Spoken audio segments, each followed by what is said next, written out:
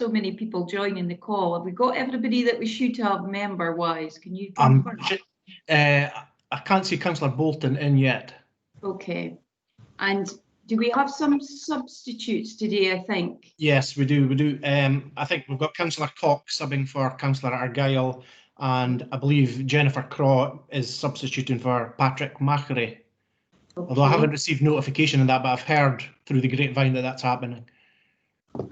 Okay. Yes, I heard Jennifer was coming. Have we got Jennifer in there? She is definitely substituting, so she will be joining us. Okay, we maybe just haven't got her yet. As I say, there's quite a number of people on the call now. I did speak to Mari just a couple of minutes ago. Yep, she's in now. She's joining, yeah. Okay. I still haven't got Jennifer in yet. Okay. I have got in. I am here. Okay. You are here. I have. Sorry, I was having problems with network, but I'm in now. Thank you. Okay, excellent. Right, I think that's everybody then. Okay, Mark, could you maybe just go through the drill about the virtual meeting and the recording of it so everybody's aware of what's happening? Yeah, thank you. Thanks. Good morning, everyone. That wasn't me. Can I ask if people are in the call that are not actually members of the committee, if everybody could just make sure that they are muted and cameras switched off, just so that we don't have any confusion around that. Thank you. Right, sorry, Mark, on you go. Good morning, everyone. This is a reminder that the meeting will be recorded and will appear on the Council's website soon after.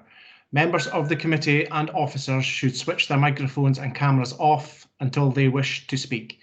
Those observing today's proceedings should have their cameras and microphones switched off at all times. If members wish to speak, please press the raise your hand icon, which is located on the Teams toolbar, but remember to switch it off after the chair brings you in. Alternatively, members can use the chat section to alert the chair. I will now start the recording and undertake a roll call to identify those in attendance. I'll now hand over to the chair, Councillor Lang, to take us through the business after I've done the roll call. Okay. Councillor Lang. Present. Councillor Bolton. Present. Councillor Lumsden. Present. Councillor Cox. Present. Councillor Gifford. Yes, I'm here. Councillor Petrie. Yeah, I'm here. Professor Stephen Logan. Yep, I'm here. Jennifer Craw. Yes, I'm here. And Sir Ian Wood. Yes, I'm here. Okay, Councillor Lang, it's over to you. Thanks very much, Mr. Masson. Okay, folks, we'll get on to the items of business. We have no urgent business today, but we do have 2 items of exempt business, which are items 12 and 13. Are we content to take those as exempt? Great. Great. Thank you. Yes. Declarations of interest. Do we have any declarations of interest? Yes, Councillor Lumsden. Yeah, I'd just like to declare an interest as a member of the board member of NHS Grampian, just around the biohub that's mentioned in the progress update. Okay, thank you for that. Any other declarations? I guess the 3 members have to indicate an interest in the biohub as well. Okay, so Ian, so that's a declaration on that. Professor Logan, do you wish to make that declaration? No, that was exactly the same. I'm a board member of Bio Aberdeen, which is part of the hub. Okay, thank you. Councillor Cox. A member of Nestrans, just for the record. Thank you. Okay, and Jennifer Crow. Yep, it's the same as Professor Logan. I'm a board member of Bio Aberdeen and Food Hub NES Limited, and 1 board member. Okay, thank you. I think that's everybody. Also, I've got a couple of hands still up, but I think that's just legacy hands. Okay, right. Item 4, which is the minute of the previous meeting, is before us. I think there's a couple of things mentioned in the minute which have been brought forward. A biohub, there's a report there, and the digital outline business case is before us. And I think the strategic assessments are expected in February. Is there any other issues from the minute, or are we happy to agree that? Agreed. Professor Logan, your hand's still up, but I take it, is that from the previous?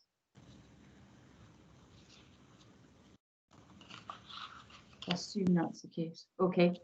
Right, that now takes us on to item 5, which is the equalities training.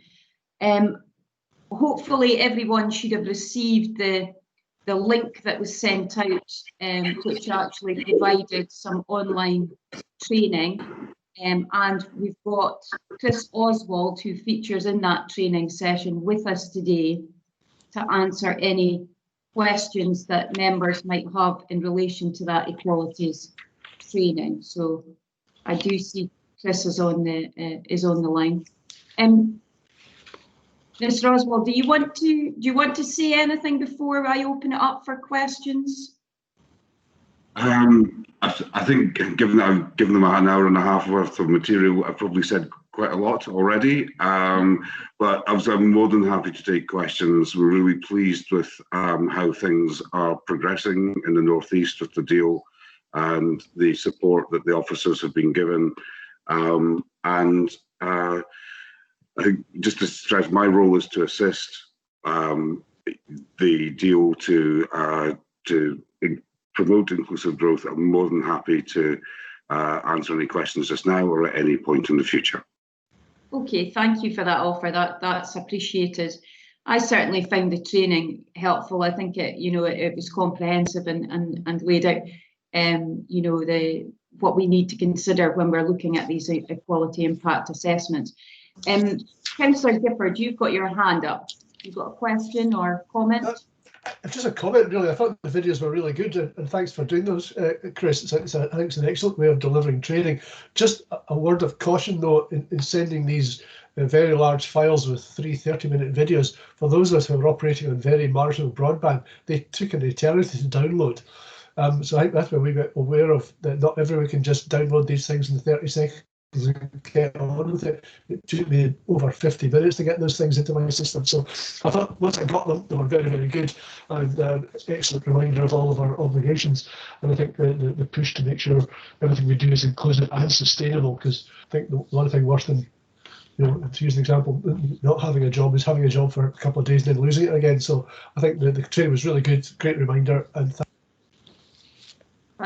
thank you for that. We've obviously got a paper coming later in the agenda around that digital connectivity aspect. So I think it's pertinent that you're obviously feeding in that people have different circumstances depending on where they're located. So we can perhaps bear that in mind. Any other questions or comments for Chris?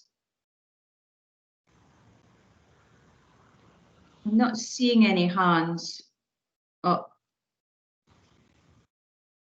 Okay, obviously the training's been very comprehensive there, Chris, and maybe answered people's queries and concentrated their minds, as Councillor Gifford's pointed out.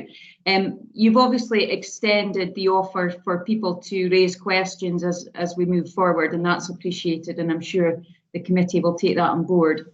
There was an evaluation sheet which was attached to the papers that have gone out, and we're requesting that if members could fill that in and send it back via Julie Wood, and then that can be collated and forwarded on, I think. So hopefully everybody has that. Okay, well, thank you, Chris, for attending today and for forwarding on that training package. It's obviously helped the committee in our duties around that equalities piece, so thank you for that. Okay, that takes us on now to item 6, which is the harbour update. And we've got Michelle Hanford is joining us today. So welcome, Michelle. Delighted that you've been able to join us. I think, Michelle, the plan is that you have a presentation first of all, and then we'll open up for questions after that. Now, hopefully the technology will work, that you're able to share something with us. Yes, first of all, thank you very much for the opportunity to come and present the update. I've just put the slide on screen. Could you just confirm that everyone can see the information? I can certainly see it. Yep. Yep. Yes. Yep. Thank you. First hurdle completed, thank goodness. And please bear with me because as I've got the information in front of me, I can't actually see any hands raised for questions. So I believe we have approximately 30 minutes, of which I have about 15 minutes of information for the committee and then about 15 minutes for questions. I also have John Oakey, our Chief Financial Officer, on the call, who'll be available to answer questions for the committee should that be required. So thank you so much for the opportunity to come and meet with you today. What I'd like to do is just take you through the structure of my presentation. So I'd like to give the committee a short overview of the economic impact of COVID-19 and the market generally on the harbour and the project specifically. I'd like to also just show you some photographic information of the progress on the harbour. And then more importantly, I think towards the end, just talk to the committee about the potential, the national potential for the harbour working in partnership with the region and with stakeholders to help with the economic development plan and recovery for the North East. And then at the end, we can run through some questions.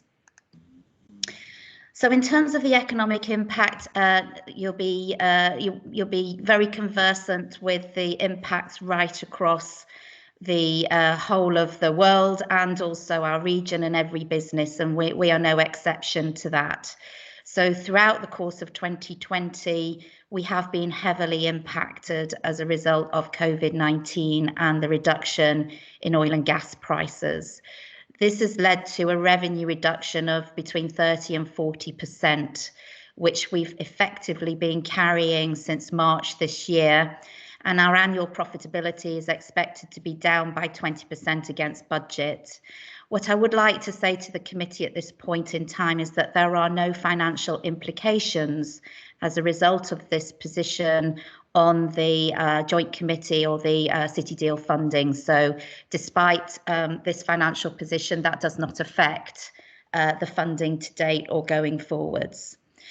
We did our best to contribute and support our stakeholders during the lockdown throughout the summer. So we offered a range of rental holidays and discounts to assist our tenants who were very badly affected by the lockdown. I'm pleased to confirm that the vast majority of our commercial tenants are still with us and still viable and still operating within the port infrastructure. We were also badly impacted by the suspension of the Northern Isles Lifeline ferry services. That had a huge impact on our revenue, and fortunately our normal timetable resumed on the 22nd of June, so that's helped mitigate some of the revenue loss we've incurred, but we still see a reduction in passenger footfall as a result of social distancing, and but freight activity is holding up well, and revenue actually on freight to the Northern Isles is probably in line with our original budget, so that's been very good really. We effectively have lost crews. The cruise market is decimated at the moment. So most of our bookings for this year and into 2021 have been suspended, although we are seeing activity back from the cruise sector for arriving into Aberdeen from the end of 2021 into 2022 and 2023. So obviously our hearts go out to our colleagues in cruise who have been having an incredibly difficult period.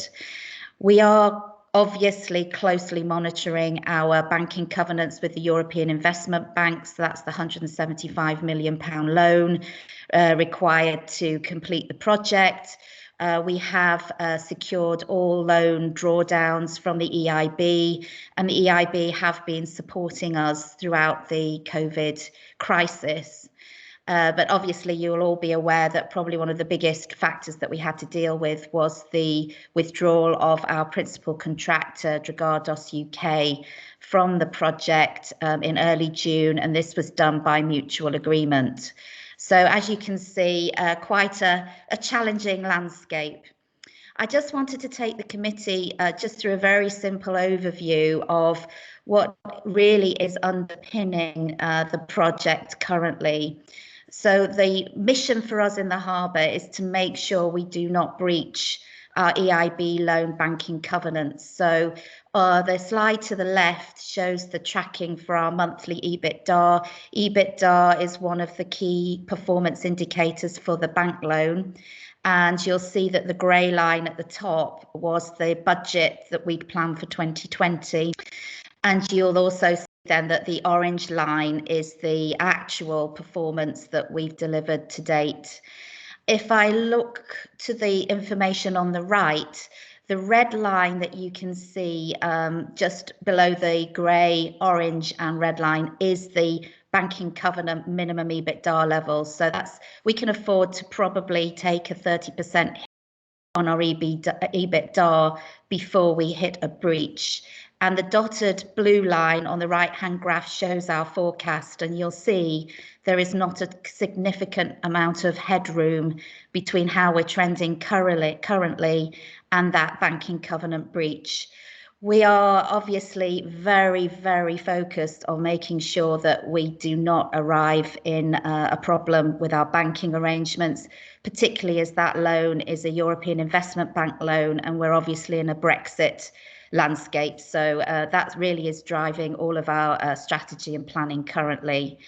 The headroom between what we call the safe zone, which is the dotted blue line and the red line, isn't a huge amount of money. So we're probably looking in the region of only £1 million or £1.5 million between, you know, where we're trending and where we would effectively hit a problem. So we've done a lot of work on cost efficiencies, a lot of work on re-procurement. So we're all working extremely hard to make sure that the project stays safe and we can continue with it through to conclusion. What I'd like to do now is just take you through a quick update on the project. I'm pleased to say that we have been able to recommence works following the departure of Dragados early in the summer. We went straight out to market, and our goal was to try and get the project back and mobilised as quickly as possible, obviously doing that in full compliance with government advice for construction sites and COVID. What I would like to inform the committee of is that fortunately and thankfully, no one on our team, either within the Harbour Board core business or on the project, has been affected by COVID. We've had no cases of COVID, and I think that's testimony to everyone who supported us in complying with the advice and requirements that the sites are currently safe and COVID-free. Just to orientate the committee into the work that we're doing, I've got some photographs to show you. This is the general layout of the South Harbour. The areas that we've got identified in blue circles, so that's the North Breakwater to the right, the two blue circles on the North Quay, and then the blue circle on the West Quay is where we have current activity and construction works taking place.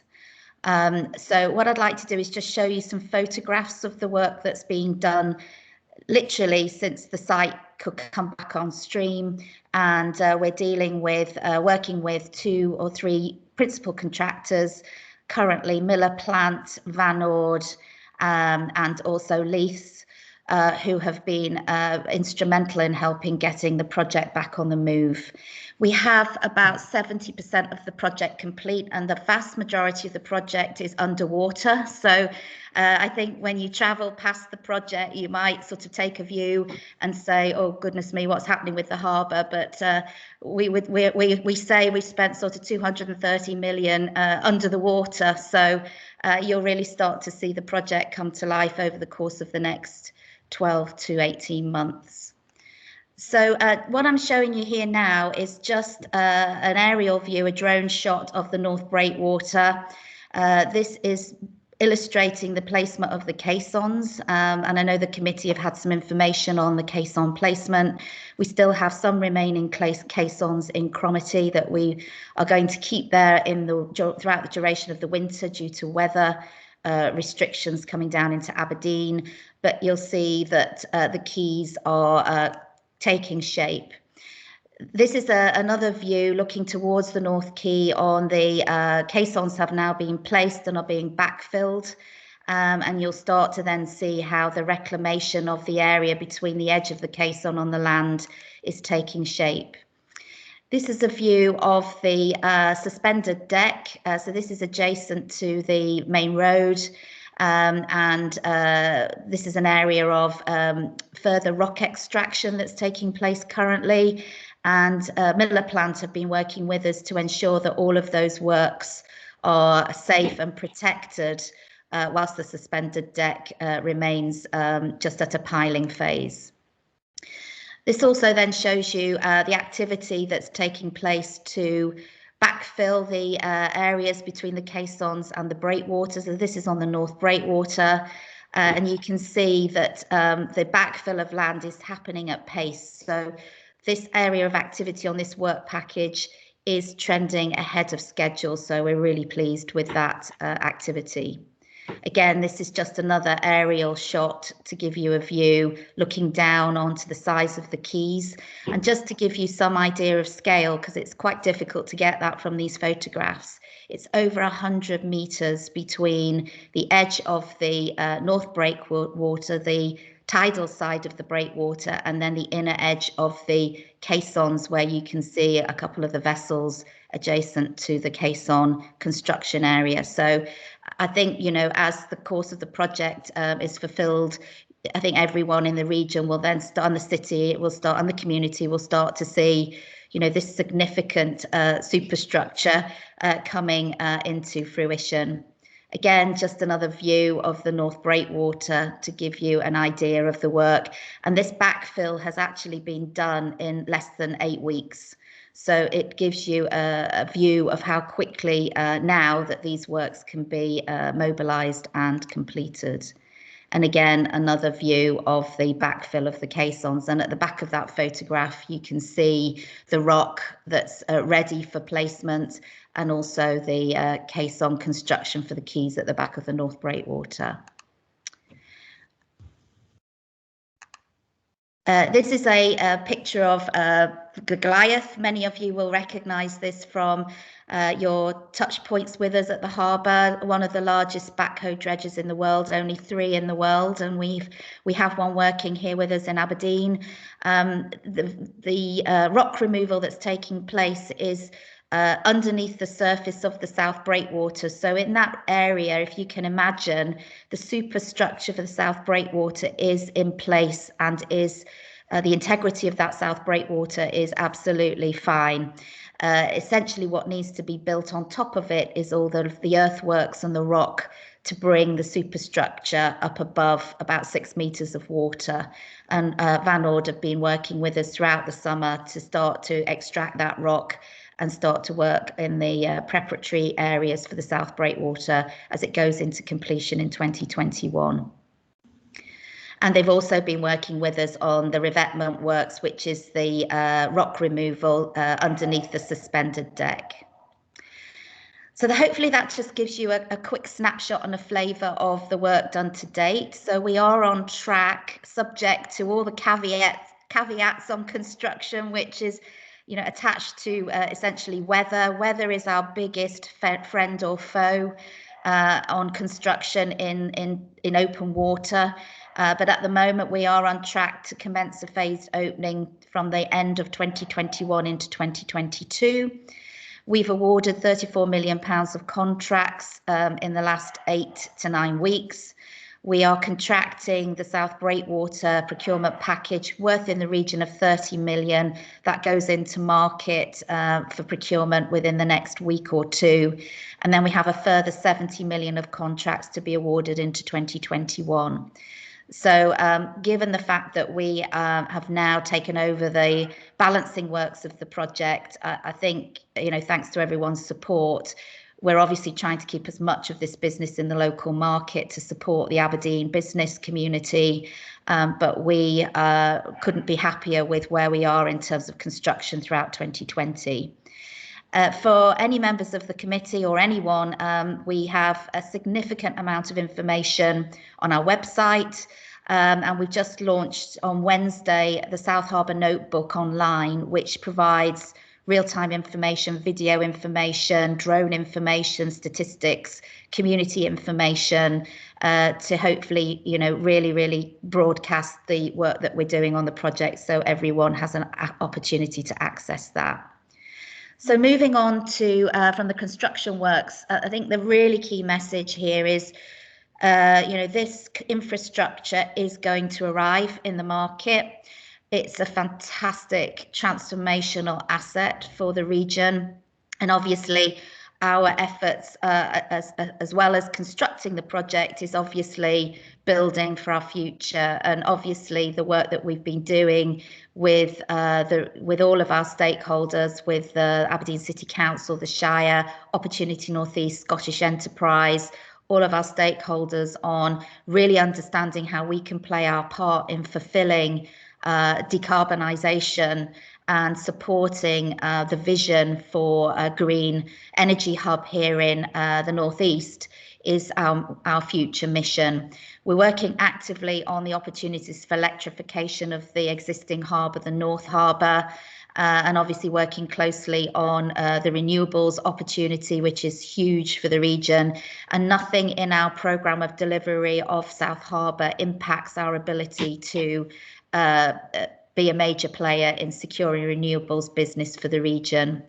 And obviously we're actively involved in the development of the hydrogen economy here in the region as well. So I suppose the one thing that I would just put on the table is that we don't have any funding for bringing these green solutions into our infrastructure capability. So working closely with the energy transition partners for securing potential funding for electrification and ship-to-shore power as part of the Energy Transition Fund is one of the key asks that we are working actively on currently. So I just wanted to, put it out there that we've got the money at the moment, God willing, to finish the project. We don't have the money to actually, green the port, but that's the future objective and aim that we're all working towards in partnership. So just to sum up, I think, the opportunity to maximise our national potential is just fantastic. There is no doubt about it. The combination of all of the agglomeration benefits of the region, bringing on stream, a huge infrastructure project such as South Harbour, and actually South Harbour is not replacing our existing harbour. The new port of Aberdeen, the integrated port of Aberdeen, will be a significant asset. It allows us to really leverage the international trading opportunities in a post-Brexit world. Those are yet to obviously be determined, but it really means that we are a fulfilment capability to help the vision connected to energy transition, and we want to be the home port for energy transition. Greening our infrastructure is the future strategic imperative for the Harbour Board.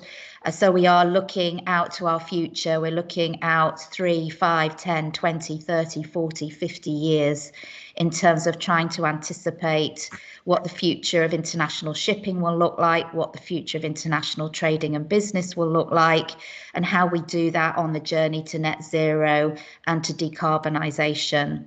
So, incredibly exciting future ahead of us, and we must all play our part in being at the leading edge of what is out there in terms of putting Aberdeen on the map as a source of business for hydrogen and alternative fuels provision.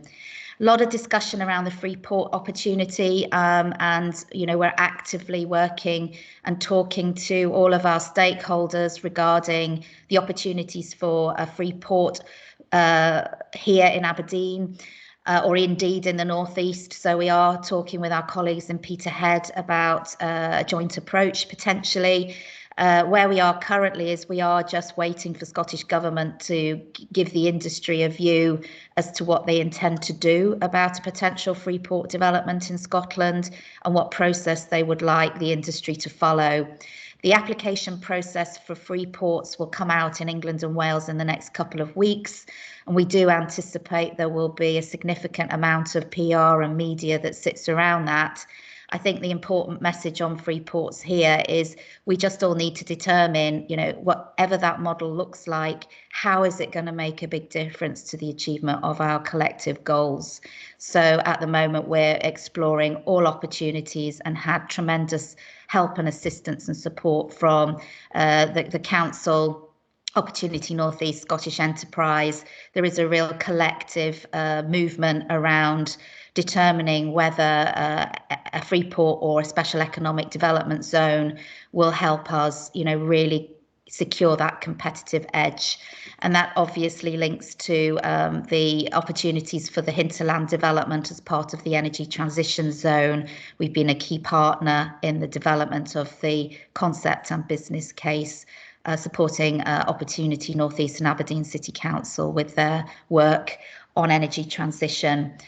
I think I've referenced before in the past, there is a fantastic placemaking opportunity for the North Harbour.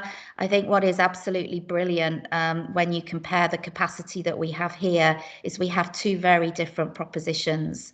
As South Harbour comes on stream, and as we then, you know, work together on really leveraging the benefits of an amazing port, then that does give us the opportunity to really rethink placemaking for the city and understanding how we can contribute to making Aberdeen City, you know, a vibrant and amazing place to live. And we're looking forward to being part of, hopefully, the development of the new roadmap that was announced as part of the regional economic policy paper that was announced this week. We're very keen to play our role in helping to make the placemaking vision a reality.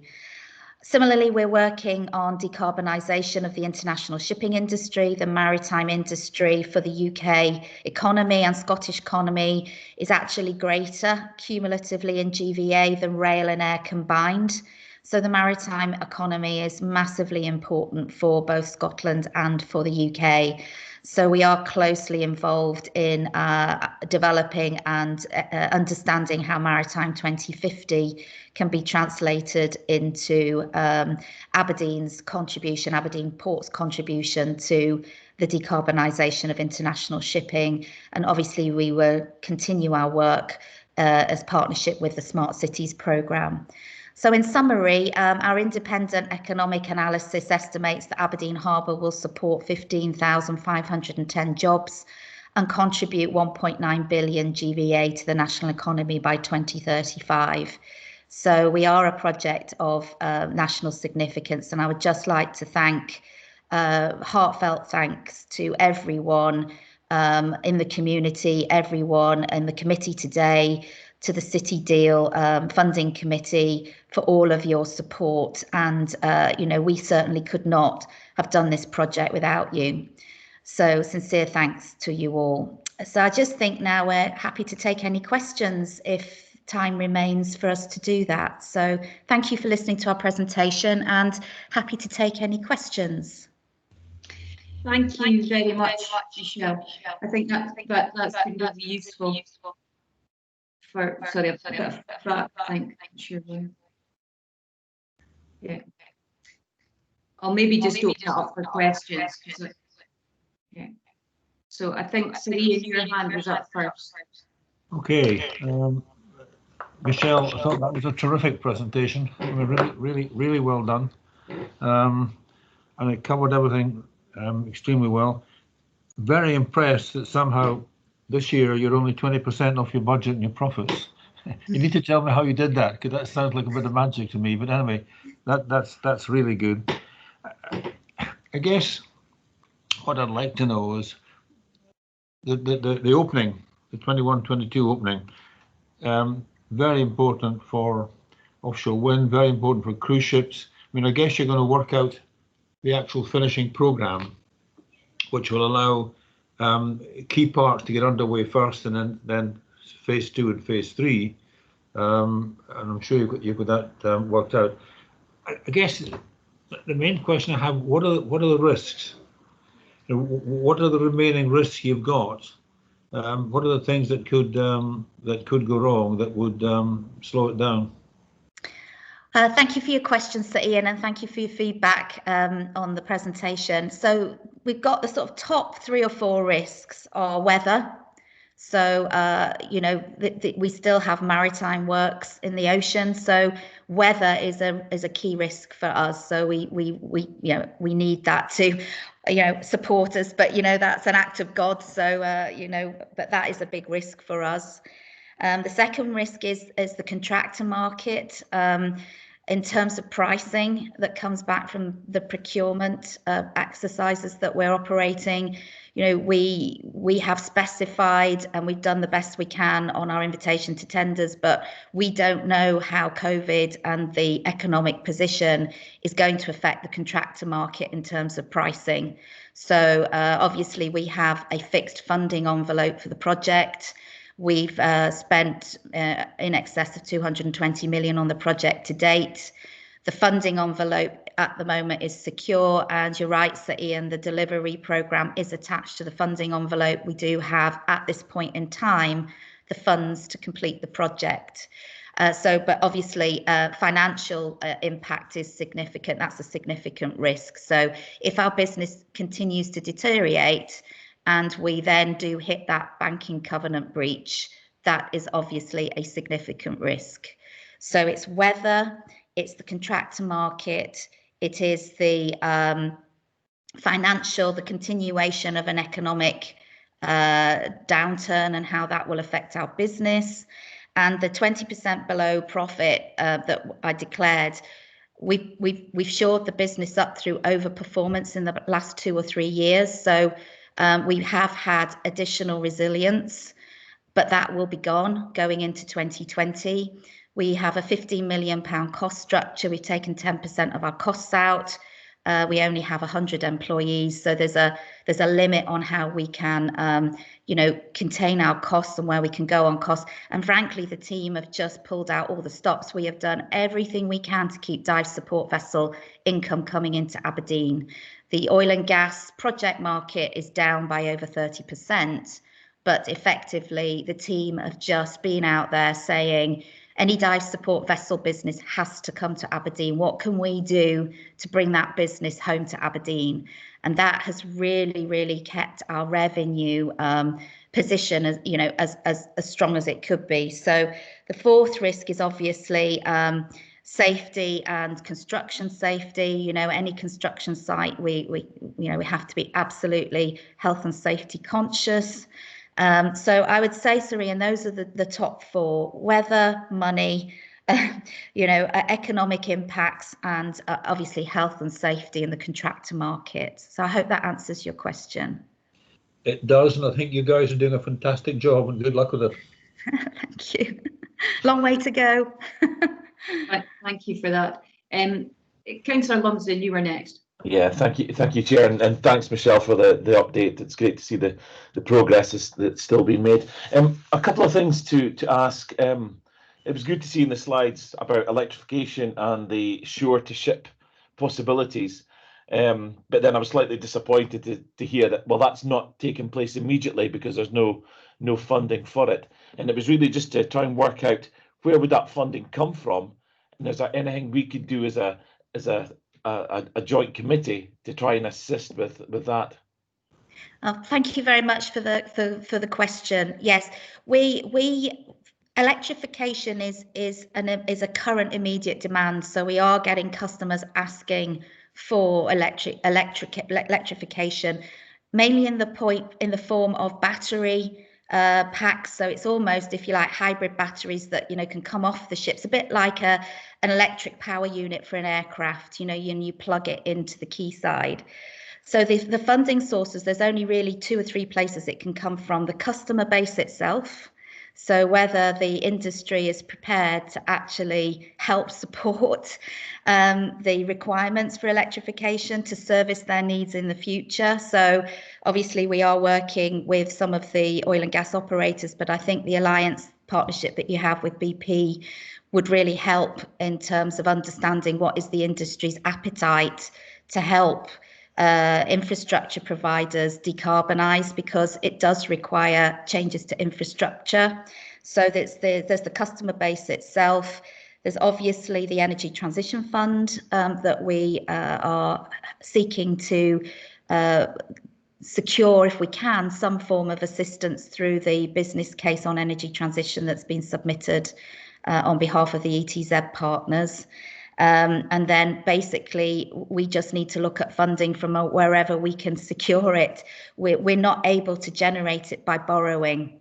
So it's not something we can go out as an organisation and, you know, take on further debt to secure. So it really has to come from private or public sector sources or a mixture. But what we're seeing is the technology on electrification is moving so quickly that actually some of the solutions, you know, maybe are not as expensive or as onerous as maybe they were 18 months or 2 years ago. So the traction on this is just huge. I think if we could pull off being the first port outside of Southampton to get electrification into the industry, that would be such a coup, and it would have such a credential, a tangible credential for energy transition in Aberdeen. And it doesn't have to be big, you know, we can start small, and all we need to do is be able to use 2 or 3 vessels. Now, if we can get those, you know, onto battery packs, it assists with carbon emission reduction in the city. The benefits are just huge. So really, you know, that's what we're exploring at the moment, and we're just trying to determine what the costs would be associated with that. The appetite from the operators at the moment is, conceptually, they're happy to sort of say, yes, we want this, but when we ask for financial assistance, even on a test and learn, there's a lot of reticence about that. And there is not the money in the system in any of the ports in the UK right now to take on, you know, millions of pounds worth of infrastructure change. And electrification is not in that bracket. It's actually quite cost effective, and it's hundreds of thousands, not millions, that we're looking for here. Yeah, and I guess that would be for the North Harbour as well as the South, because, you know, in terms of the city centre, I think it'd be brilliant that that was done to try and, you know, so vessels could switch their engines off when they're actually in port. Yeah. Our goal is to get electrification into the North Harbour as soon as possible. So we would go, North Harbour would be our electric harbour, if you like, for want of a better word. So electrification would come to the North Harbour because that demand is here and now. And then South Harbour, as we come on stream, we would then align with all of the alternative energy development that's occurring, you know, within, you know, all of the work that we're doing collectively around hydrogen, LNG, electrification, etc. But I think the criticality is to get it into the city, particularly for things like the ferry services, you know, where they are running, you know, engines. You know, we need to get it into the city as a priority.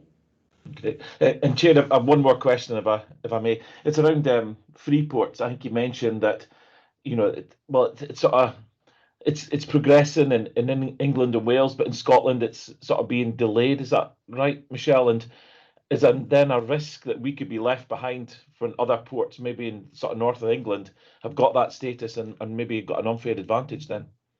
I think it's a really, really good question. I mean, Port of Tyne have just launched their green energy park, and we know that Port of Tyne is getting a significant amount of funding. And is positioning itself as a potential energy gateway to Scotland. So I think we need to watch our backs on that one. But it really is, I think there's pros and cons attached to it. There's a lot of advantages in waiting to see how that process goes in England and Wales. And, you know, our dialogue with our colleagues in Transport Scotland and the DfT, I don't think it's necessarily a disadvantage to see how it runs in England and Wales, because they actually haven't determined what the model is. If they do go with a model that is around movement of goods and services, and they put tariffs and they put a whole traditional free port model into the market, then that wouldn't work for anyone in the northeast, because we're not, you know, none of the ports up here are container ports north of the central belt. But if they want a model that's got some unique and distinctive elements to it, then we are so well placed up here to, have a really competitive, differentiated proposition. So I think that's what Scottish Government are grappling with at the moment. They're grappling with, do we want them? If so, I think we do, but what does it look like? What does the model look like?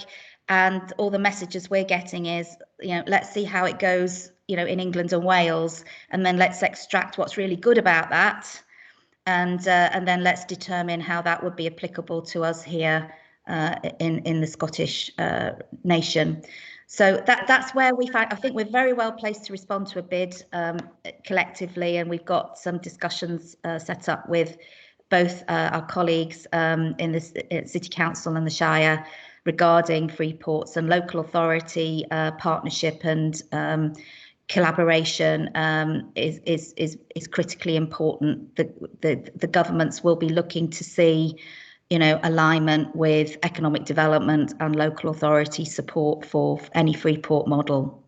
Okay. And I presume you're feeding into that process, Michelle? Yes. Yeah, great. So thank you for that. I'm a little bit conscious of time because we've obviously got a heavy agenda today, but we've got 2 further questions, Michelle, because your presentation's been very thought-provoking. So I think we should bring them in. Firstly, Councillor Bolton and then Councillor Gifford. Okay, thanks, Councillor Ling. Thanks, Michelle, for your presentation. It was very enlightening. Could I just touch on the Freeport thing very briefly? Is there not unlimited a number that will get free ports around the UK? And is there a chance that we might miss the boat, to use a pun? Thank you, Councillor Bolton. Yes, I mean, at the moment, the government have said it's 10 and maybe 1 in Scotland.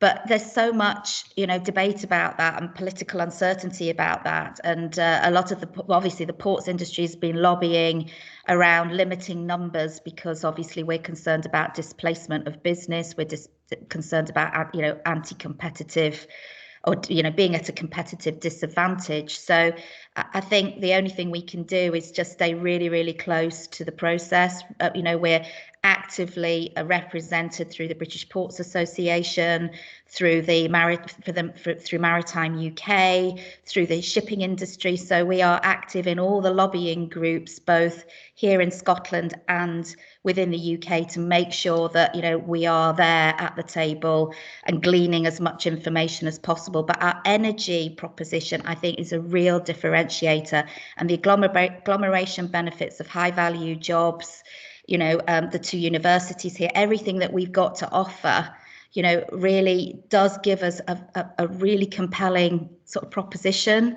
Okay. So I think it's just trying to figure out, what it's all going to look like and where we then play our part. That's fine. Again, I would just echo Councillor Lumsden's comments about the electrification, because if you look at it as a cost-benefit ratio, it seems a no-brainer. So again, I fully endorse moving that forward as quickly as possible. And my question was around placemaking. You didn't really go into much detail around it. Now, we know that the site was allocated through the proposed local development plan in March at full council. But I think there needs to be, a greater understanding perhaps in the community what that will look like, because there is obviously a sense of anxiousness around people. And I know certainly as a council, we're very keen to make sure that the community benefits for any area that seems to feel they're losing out in terms of green space. And obviously there's a lot of kind of conditions around that allocation in terms of it being a site that has to be next to the harbour to be able to give that competitive edge, and that it can't be placed further into the industrial estate that currently exists. So it was just if there was anything further you could expand on the placemaking element. Yeah, no, thank you very much. I mean, obviously, on the energy transition zone, there's been a huge emphasis on the coastal experience and, green space and retaining green space as much as possible. Until South Harbour comes on stream, we do need to retain the port as it's functioning currently. But I think over the course of the next, few years, there are opportunities to, reevaluate how the city centre harbour can really be a really great place to be. And we have started some, potential concept thinking around what we could do with the inner city harbour once South Harbour is live. It's delivering the revenues that we need. So we've got one of these conundrums where we would really love, fantastic sort of inner city waterfront experience in the existing harbour, but we need South Harbour to be economically viable, and we need to make sure that the harbour continues to fulfil all its statutory requirements, and we do that, with the community at our heart. It's a real difficult one, because you're trying to bring on stream an amazing piece of infrastructure which is going to create jobs, and it's going to create long-term business and sustainability, but you're doing that whilst being complementary to and supporting the placemaking requirements and the community needs and requirements. So I think we've got two quite wonderful things that we can harmonise into the future. But placemaking in the inner city, is really coming off the back of getting South Harbour up and live and running and functioning, in line with its original business case. And then we can have a look at what we could do in the North Harbour for the residents of the city. Yeah. I hope I would just emphasise again, though, that it's this, the South Harbour, obviously, that is primarily kind of people's minds at the moment. So I think it's really important that we give that a lot of thought as we move forward, because we obviously want to take the community with us on this journey. Yeah, thank you. I completely agree with you. I'm very happy to work with you on that. Okay. Thank you, Councillor Bolton, and thank you, Michelle, for that answer. Councillor Gifford, I think we'll take you as the last question. Yeah, okay, thanks for that. And thanks for the presentation, Michelle. Absolutely superb. Good to see progress being made, albeit far slower than you were hoping for. But that's good. On the funding for shoreside power, I saw Richard comment up about the Horizon 2020 programme. I'm digging through my memory bank. It was also the 10T European funding programme, which I thought was aimed at things like this. It might be worth speaking to either of the council's economic development people and just seeing what funding might still be kicking around under some of those programmes might help you out. Just a thought occurred as you were speaking. You may have covered this in your presentation, and apologies if you did, because my broadband's dropping in and out all over the place this morning. But in terms of Brexit preparations for the harbour and customs, control and what have you, is there a fair bit you're having to do, and are you on top of it? Yes, well, thank you for your question, Councillor Gifford, and for your feedback. Yes, we've just submitted an application for 720,000 to the Brexit Port Infrastructure Fund. So that is the fund that's been launched by UK government to help all the ports prepare for Brexit. For us here in Aberdeen, because we're not a huge containerised port, we're not a Dover, or we're not shifting tons and tons of products. For us, the requirements we have for Brexit are around customs facilities, ability to process customs declarations, CCTV cameras to make sure that we've got controlled environments, etc. So that is about 720,000 pounds worth of capital cost we would have to put in place to make us Brexit ready. So obviously we're trying to secure funding for that. So if we don't get the funding, our plan B is we just then have to work within the infrastructure that we've got and just keep pushing for financial assistance. The government are very supportive, so we're very, very confident that that funding will be made available to us, but we are ready for Brexit now. Given the fact we've been working on this with Transport Scotland for a couple of, about 18 months as to what that would look like. We're fortunate that we're not a major import-export port. My other colleagues in the industry are really having a tough time getting geared up for Brexit in January. So it's quite a hot topic currently. I think that's a fair thing to say. Thank you, Councillor Gifford, and thank you, Michelle. As others have said, I think the presentation was incredibly informative. It's been really useful for members of the Joint Committee to get that, particularly around the situation, the economic impact that not just COVID, but the downturn in oil and gas is having on the harbour. It's amazing that you're managing to progress with the project in the way that you are. I think we've seen from the presentation you've given, we all accept that it's the national significance of the project, hence the reason we want to make sure that we are supporting that, and we also want to make sure that we can get maximum benefit from the investment that's been made in the project. And just to underline that we want to continue to work in partnership with yourselves in order to secure that for Aberdeen and the North East region, because I think it's going to be vitally important to our economy moving forward. So, but thank you so much for coming along today, Michelle, and providing that and the answers to the questions that were raised as well. And we'll look forward to seeing you in the future. Okay, thank you very much. Thank you for the opportunity and thank you for your support. It's made a huge difference. Really appreciate it. Thank you. Thank you. Okay, members, I think that then takes us on to item 7, which is the OGTC presentation. We've got Colette Cohen with us today, who's going to run through that. I think we've got a similar format. Colette, I think you're going to do a presentation to begin with. And thank you. I think you sent round a short film, which I think we are going to play again today, but members hopefully had an opportunity to see that. But Colette, over to you. I think we've schemed out similar 15 to 20 minutes presentation and then questions after that. So over to you. Thank you. I'm delighted to be here, and it's an exciting week for us. So I'm going to share my screen and hope that all of this works according to plan. It's always entertaining if it doesn't, but we'll have a go. So, okay. Now, so I was just going to talk a little bit about our pivot, and as I say, show the pivot video, and also talk about our purpose and where we're going with all of this now going forward. So, and then obviously take some Q&A.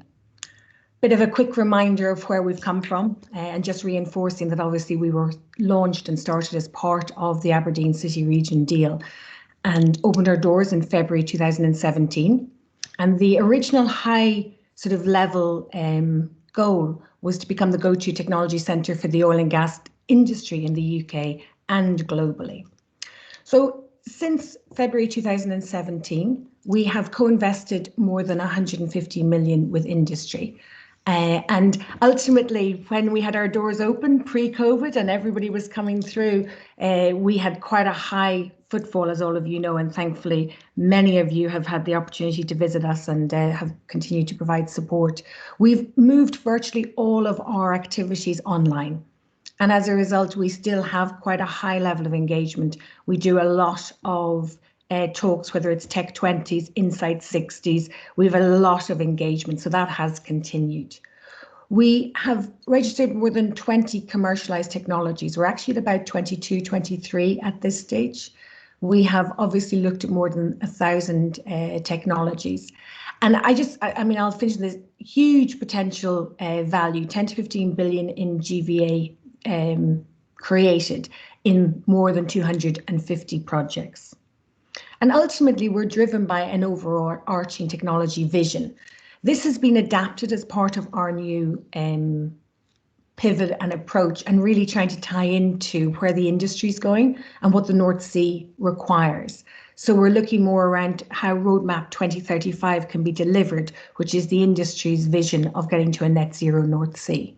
So looking at things like emissions reduction, the overall potential of the North Sea, looking at everything from blue hydrogen and green hydrogen through to, a total transformation, which really is looking at the whole new materials, carbon sequestration, not just as a mitigation, but as a service for others, fully automated economy approach. So that's sort of our background and how we're approaching our vision for technology. And that's led to a great extent. We've been doing a lot of work around identifying and understanding the technologies that are out there. So we've been looking at things like closing the gap, and we're looking at an integrated energy vision, which I'll talk a little bit more about later. But it has led to us coming to the pivot that we shared with you this week, where we renamed from the Oil and Gas Technology Centre to OGTC. and very much in purpose of helping the oil and gas industry transition to a net zero North Sea. So if it's okay, I'd like to just share this video with you, and we can I'll continue then with where we're going next. Our doors opened in 2017. Our mission: to accelerate technology development in oil and gas. With over 1,000 technologies screened, £150 million co-invested with industry. Oh, you got to love the internet. In more than 250 projects and 20 technologies commercialised, it's time to take the next step on our journey, the journey to net zero. We're continuing to support the oil and gas industry, working with each of our project partners as they transition to a net zero future. We're closing the gap with exciting new technologies.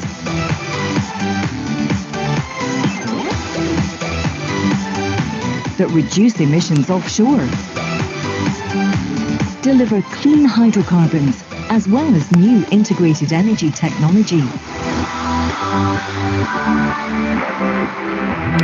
and harness the potential of digital to deliver a net zero North Sea. We build innovative alliances, connecting industries and companies, and partnering with government and academia to break down barriers. We are inspiring a culture of innovation and working with technology developers to maximize value and drive green economic growth. We are OGTC, and 3 years on, our mission is clearer than ever.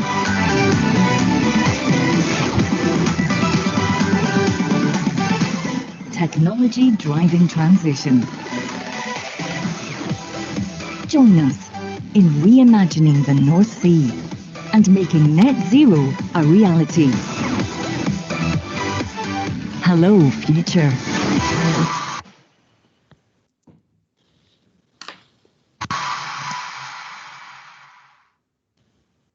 Okay, so we're calling this a new focus, which is ultimately with the same purpose. So our purpose has always been in service of the oil and gas industry and really maximising the full potential of the North Sea, unlocking that opportunity for the supply chain. That's still there. It's just now very clearly through the lens of a net zero horizon. So ultimately, we've rebranded, staying at the heart of this region and the oil and gas industry. Our purpose now is to develop and deploy technology to deliver an affordable net zero North Sea. The affordable is really important in here because ultimately we hear a lot when it talks about current technology for delivering net zero, that we have the technology. We have the technology for blue hydrogen, we have the technology for green hydrogen, we can do CCUS, but actually we can't do it economically. We can't do it in an affordable way. So I think there's a huge amount of innovation that's required to turn this solution into a just transition to a new energy future. And that's very much where we're going to be focused. So as part of that, our whole sort of ethos is, obviously I've said a number of times, enabling the oil and gas industry to diversify and transition to this new future, a net zero North Sea. But we also want to accelerate the delivery of technology. And I think this goes a little bit, you were talking during the harbour discussion around timing and, missing our opportunities. And I think we're very much in that place when it comes to net zero. The UK in particular has taken a stance in Scotland around, delivering a net zero target and a net zero country. I think it's really important we step in though and own the technology, own the manufacturing, own the transition. And so the time really is now, and we're seeing that when we look at jobs and we look at how we deliver net zero. Pace becomes very important currently. Ultimately, we also need to, keep focused on the whole culture. We've said all along that we're here to create a culture of innovation, but I think there is this big opportunity now for transformation and having a sort of a very different reimagined view of the North Sea. So for those of you who are familiar with us, you'll know that we were set up with solution centres, and that solution centre model has worked very well. So we wanted to try and hold the concept of the solution centre, but be able to drive more clearly to where we needed to go. So we've ended up with 7 solution centres, which is quite a lot. And to a great extent, everything is really now going through this net zero lens. So what we've done is created a single solution centre that has that lens around net zero, but ultimately delivers 3 clear programmes. One around emissions reduction, which captures a lot of the elements within asset integrity and wells and decommissioning, and looks at how we can really decarbonise our operations. We're looking at integrated energy systems, which is that opportunity of being able to really reimagine the North Sea with blue hydrogen, green hydrogen, partnering with renewables, delivering carbon sequestration at an affordable way. And then finally, one of the biggest areas, I think, for all of us as we move forward because of the 4th Industrial Revolution, ultimately Energy Industry 4.0, which is all about digitization, automation. It has a massive impact on emissions, but also this concept of being able to get to a smart basin so that we can really optimize how we imagine the North Sea and how we deliver everything from decommissioning through to, integrated wind farms, that electrification of the North Sea, the whole blue economy. We really need to be able to visualize that and plan it and run scenarios in a better way. So that smart basin concept is coming out strongly. That leads us to ultimately we have quite detailed roadmaps that back up these 3 programs. And as I've said already, the programs very clearly aligned to where the industry wants to go with Roadmap 2035, but also helps us as an industry map out how we would use technology to drive the transition to a net zero North Sea. Now, obviously, you're probably sitting there thinking, well, okay, well, what does that mean for all of the projects that we already have going and all of the investment that's currently underway? So we have actually mapped all of our projects across from, if you look at the top right-hand corner, you'll see the different colours related to the different original solution centres. And all of those projects have been mapped into our new lens and our new programme themes. We have about 5 or 6 that don't map naturally. So what we will do is we'll continue to, because we've committed to those, we will execute them. They've all had a good driver for why we would do them. There's something that's going to be useful to the industry and to the North Sea. But going forward, every project will really have to meet the additional criteria now that we have around carbon footprint. And they'll map into these new programs going forward. For the moment as well, because we have so many members in our existing format, we will maintain the membership model for the old solution centres through to the next member year, which starts in April. And during that period, we'll have a transition period with all of our members to help them understand where they're moving to, where they fit best going forward, and how they might want to sort of use this new theme to actually help their own business transition to a different future. We'll obviously also continue to be in support of the national centres. I haven't brought a lot of slides on these because I knew that really you'd probably want to get into the conversation instead, but obviously we are already fully committed to the National Decommissioning Centre with Aberdeen University. We're just about to open a really cool simulation suite there, which actually starts working towards that smart basin concept that I mentioned earlier. It allows us to start modelling how the North Sea looks, and actually working with Michelle, we've already got some modelling work done of the harbour, and we all have some modelling work done of one of the major fields in the region, and we're looking to just start building that library of information and ultimately get to the point where it becomes fully connected. We also hope to open the National Subsea Centre, which would have opened around now, apart from COVID, which delayed building works and a pile of other things related to the kickoff of that particular centre. So it will open in early 2021. That's also quite exciting because that's very much focused on the electrification of subsea and this automation, autonomous vehicles, that whole, how would you reimagine the subsea area. So again, very much going towards a circular economy and a new future for the North Sea. And ultimately, if you're going to do all of this, you also have to reimagine. As you all know, we run an accelerator program, and our accelerator program needs to become a clean tech accelerator program, which is actually very exciting. Already in this cohort 3, not really by design, but by just the type of technologies that were proposed and the companies that came forward, and the opportunity we had when we were putting together this cohort. We have about half of the cohort is already clean tech. So that's pretty exciting, and we're seeing a number of those companies already being picked up, and some of our operators being super interested in them even before they finished the cohort program. So you can see that there's real interest in the clean tech arena. But ultimately, we're going to be going very much more towards, well, it'll all be clean tech in the next cohort. Just for information, we've also kicked off an ideas club, and that is to try and stimulate greater engagement and a larger ecosystem of female founders, female leaders, and female entrepreneurs, because we're seeing that as a very big gap currently in the entrepreneurial space. We don't have very many. We have none in our current cohort.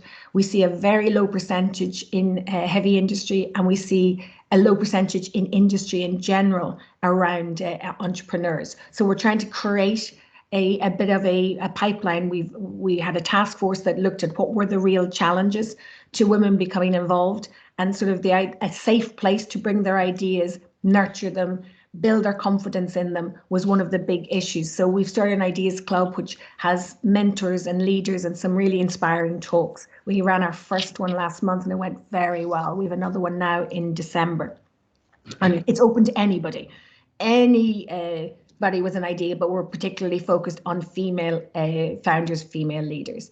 And that will, we hope, lead to a completely virtual female cohort in an accelerator program called TechX Unlimited in 2021. Okay, I know we have limited time. I think the other part we just wanted to share is around a lot of work we're doing to try and help position both OGTC and our industry going forward. There's a lot of talk about a reimagined North Sea, and integrated energy systems, but there's very little data that helps you say, well, what would that look like? So we have a lot of work going on. We already published Closing the Gap, which looked at what you needed from a technology perspective for a net zero North Sea. In support of that, we've partnered with Offshore Renewable Catapult, and we're creating an integrated energy vision for the North Sea. And we've been working with a pile of stakeholders to get their input and their thoughts on what this could look like. And we've created 3 different scenarios which allow you to get to a net zero North Sea. All of them have different investment levels, but they also have different opportunity and benefits for the UK and Scotland. For our industry, for the offshore renewable industry, for the emerging integrated energy system in general. And that report will be published at the end of this month. And that's actually really quite exciting because it's the first time you can look at different outcomes which have been modelled both economically and in their sort of doability, and the requirements of how you would get to a net zero North Sea and a net zero target, particularly from an energy perspective for the UK and Scotland. So we're doing a lot of work like that we haven't previously done, and it's really there to help us inform where we should be investing in technology. Because ultimately what it tells you is if you want to get this much electricity, or if you want to get to this much hydrogen, you're going to have to, half the price of this, or you're going to have to speed the efficiency, or you're going to have to, change the conversion factors. And that's what we've been trying to look at, so we know where the best place is to invest going forward. So it's quite an exciting time for us, and it's certainly a number of our members are really keen to get involved in this space. We then obviously share all of this through our Tech 20s and our Insight 60. And that comes back to really inspiring the next generation and our own generation to retrain, upskill, be open to the opportunity that a net zero North Sea really provides. Because I know it can be a little intimidating if you're sitting here and you're an oil and gas industry veteran, and you're thinking, well, what's in this for me? Or where does my career go? The reality is we need oil and gas all the way through to 2050. Every scenario shows that. What we need, however, is to ensure that we're delivering a clean oil and gas. So there's opportunities for all of us to learn more about digitization, remote operation, enhanced performance, a way of how do you work hand in hand with renewables. So if we're open, this is a hugely opportunity for both the next generation coming in, but the generation that's already in place also have an opportunity to really get engaged and look at what they can do to make a difference in the North Sea.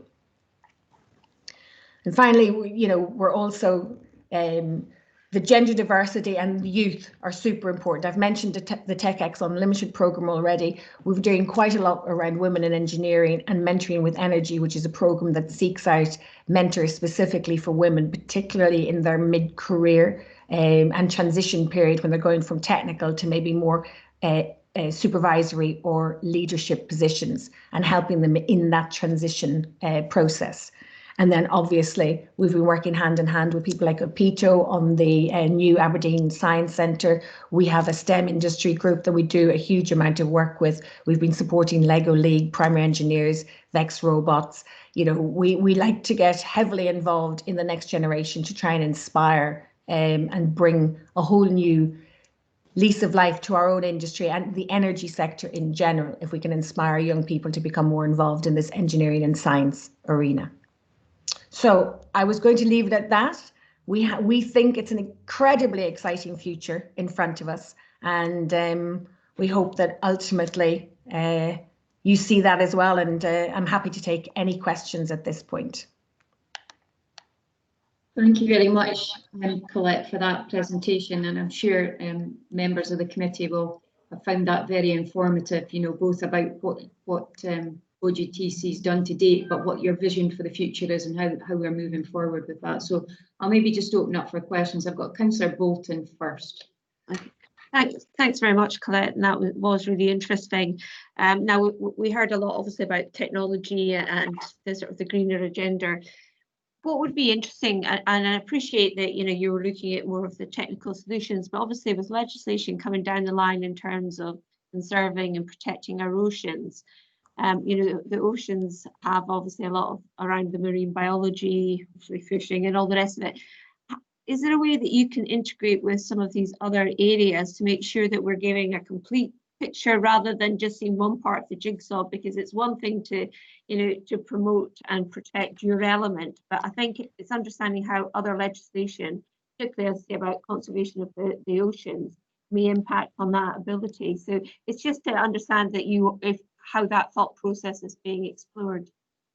No, that's a great question, and actually, so partly if you imagine that smart basin concept, we see that as a way of being able to model the whole of the North Sea, which would be hugely valuable, because it's not just about you know, things like people think, well, we're only looking at, well, what pipeline do you want, or where would you position a platform? But it's not. It's also where's the optimum place then for wind farms to go? You know, what's the routing for boats, for traffic, for marine wildlife? You know, you can model all of that. So we see that as a hugely important piece of sort of capability that we've created in the northeast of Scotland, but also as we get more and more models built, it will become a more and more valuable piece of knowledge and decision-making tool going forward. Brilliant.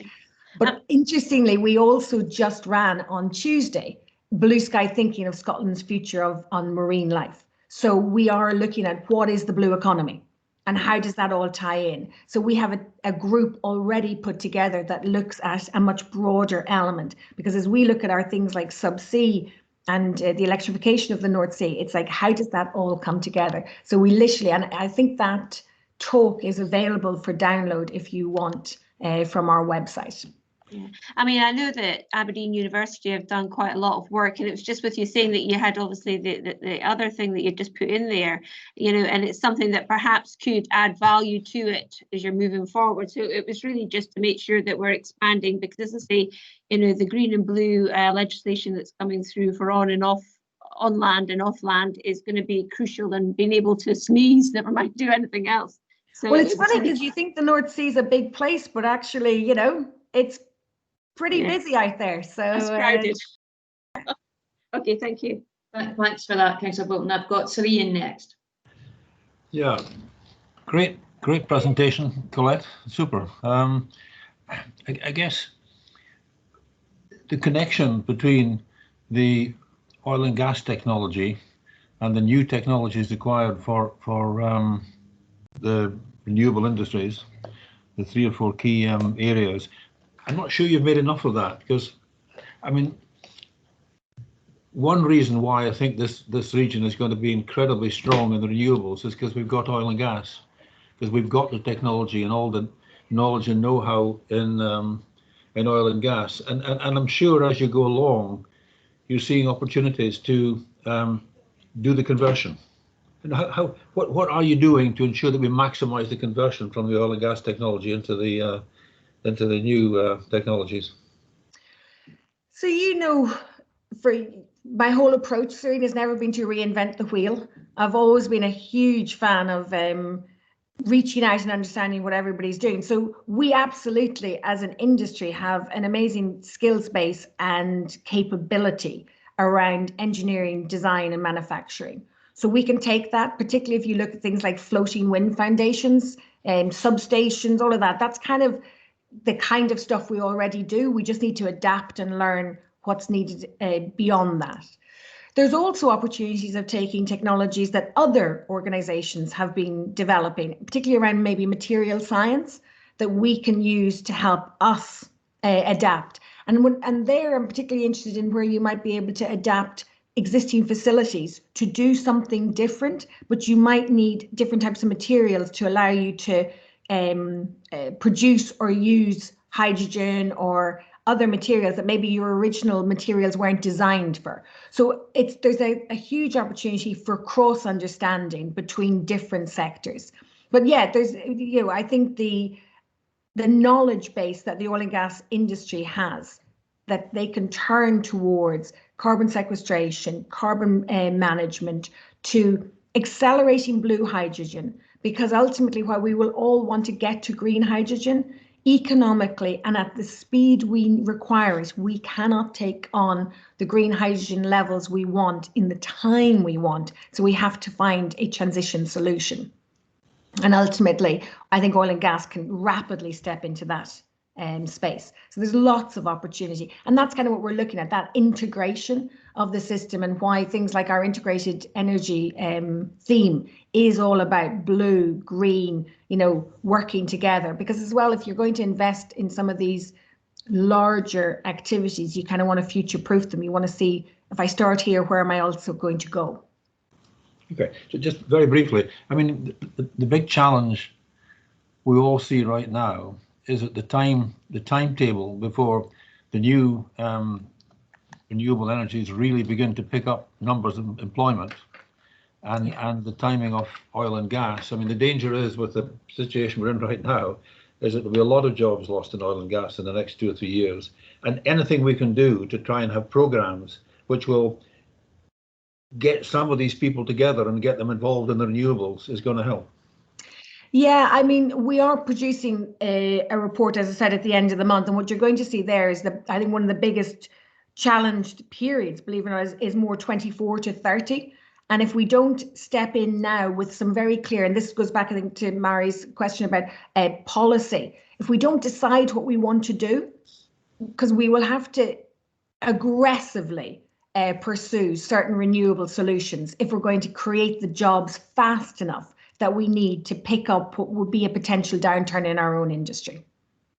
And that's a worry. That's why we're bringing out reports like this, so that you can have conversations with ministers, and we can have conversations with people like you who can help lobby and push that this needs to be done, that this is an opportunity. There's huge value to be created. But if we miss this opportunity, and I'm particularly fervent around things like design and manufacturing, we have to avoid becoming a buyer of technology. We have to become a supplier of it, because that's where the just transition is. That's where the control is. That's where the export potential is as well for other hydrocarbon basins who will go through this similar transition in the next 15 years. Okay, thank you. Okay, thank you for that, Colette. I don't have any other hands, so this is last chance. Any other questions for Colette? Yes, Professor Logan, you've got your hand up. Thank you, Chair. It's just to say thanks to Colette for the presentation, and in fact to the acknowledgement of the role Aberdeen Science Centre is taking forward in net zero and the whole energy, educating our young people about what net zero will be. And there's a fantastic facility now in the new Science Centre to encourage young people to take up the whole interest of the energy sector. So I think it's a welcome thing, and there are many partners involved in the Science Centre who are around this table today. So very grateful for the support it's had. Yeah, thanks for raising that again. For any of you who have children and grandchildren who have not brought them to this new exhibit, the Theatre of Energy, it is fantastic and a huge amount of work. Opito sponsored, but there's been a huge amount of work gone into creating the whole concepts and the interactive nature of it. It's really superb. Thank you. Okay. Thanks. Right, Colette, that is us at the end. But so it just for me to extend my thanks on behalf of the committee for you coming along today. I think that's been really very useful for us to get that updated information, both about what you've done to date, but also what we intend to do moving forward. And I think we've heard from the discussions around the questions just how important it is that we're acting with pace to make sure that we can get that just transition, protect as many jobs as we possibly can in that transition period, but also developing for a bright future, hopefully for Aberdeen and the North East around that net zero, and ultimately our vision for a positive, a climate positive city in Aberdeen. I think Professor Logan's comments around the new Science Centre is pertinent as well. We know as a local authority that we were keen to invest in that because we can see that will help us to get our young people involved in that STEM subjects in the first instance, but also on to the other aspects that you highlighted there about that gender equality within, that is so important for us to make sure that we're, the enthusiasm from our young people is across the board. And if we can get in at a very early stage, then that will stand us in good stead for the future of the industries moving forward. So thank you, Colette, for coming along today. We appreciate that as always, and we look forward to working with you in the future. Thanks. Can I just say thank you for letting us come in, but also a big thanks to the whole council, and particularly yourself and Douglas, who've been super supportive in our activities and from the time we were created as part of the city deal, but you've maintained a huge amount of support for us, and that's incredibly important as we place ourselves solidly in the region. So thank you very much. Thank you for that, Colette. And as ever, I think the strength in Aberdeen and the North East region is the partnership working that goes on, both public-private sector. And I think the City Region deal emphasises that, but I think we've got a lot of really good work going on in the ground. And that's what we need to maintain moving forward. And that's what will hopefully maintain the economic prosperity that we've seen previously into the future as well. So thank you for your kind words. I appreciate that. Thank you.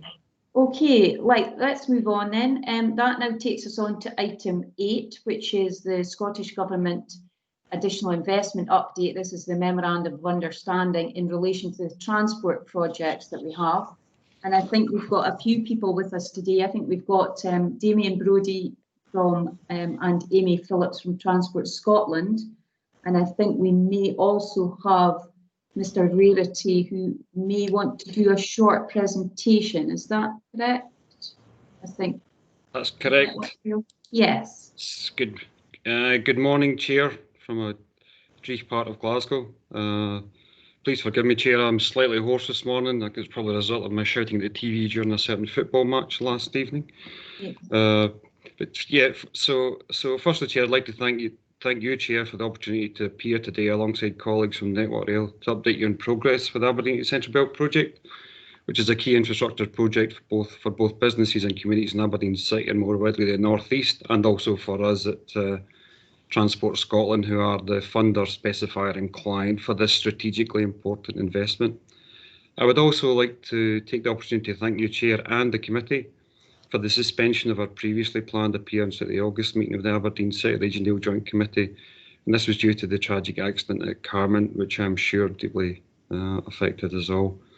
And we're all very glad that the line was able to reopen on the 3rd of November. So I just want to express our gratitude for that.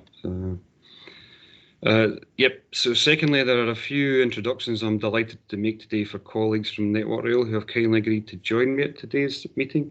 That's Douglas Rarity, who's the Programme Manager for Network Rail and is the architect of the GRIP 2 report, which we discussed at the last committee meeting, about which, and Douglas will shortly present to you in summary form. I'd also like to introduce the senior sponsor from within Network Rail, who's recently appointed to the Aberdeen to Central Belt project. Jeff and his team recently sponsored the successful delivery of the £900 million Edinburgh to Glasgow Improvements Programme.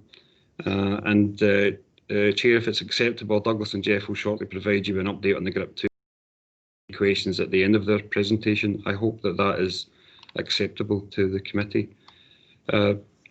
So for third, I won't say too much about progress with this key infrastructure project, as I'd like to afford Douglas and Jeff the opportunity to cover the questions that the committee have posed previously in more detail, and I'd like to allow the committee obviously the maximum amount of time to ask any questions which may arise. But there are a couple of things I'd like to touch on, please, just in terms of the business of the committee.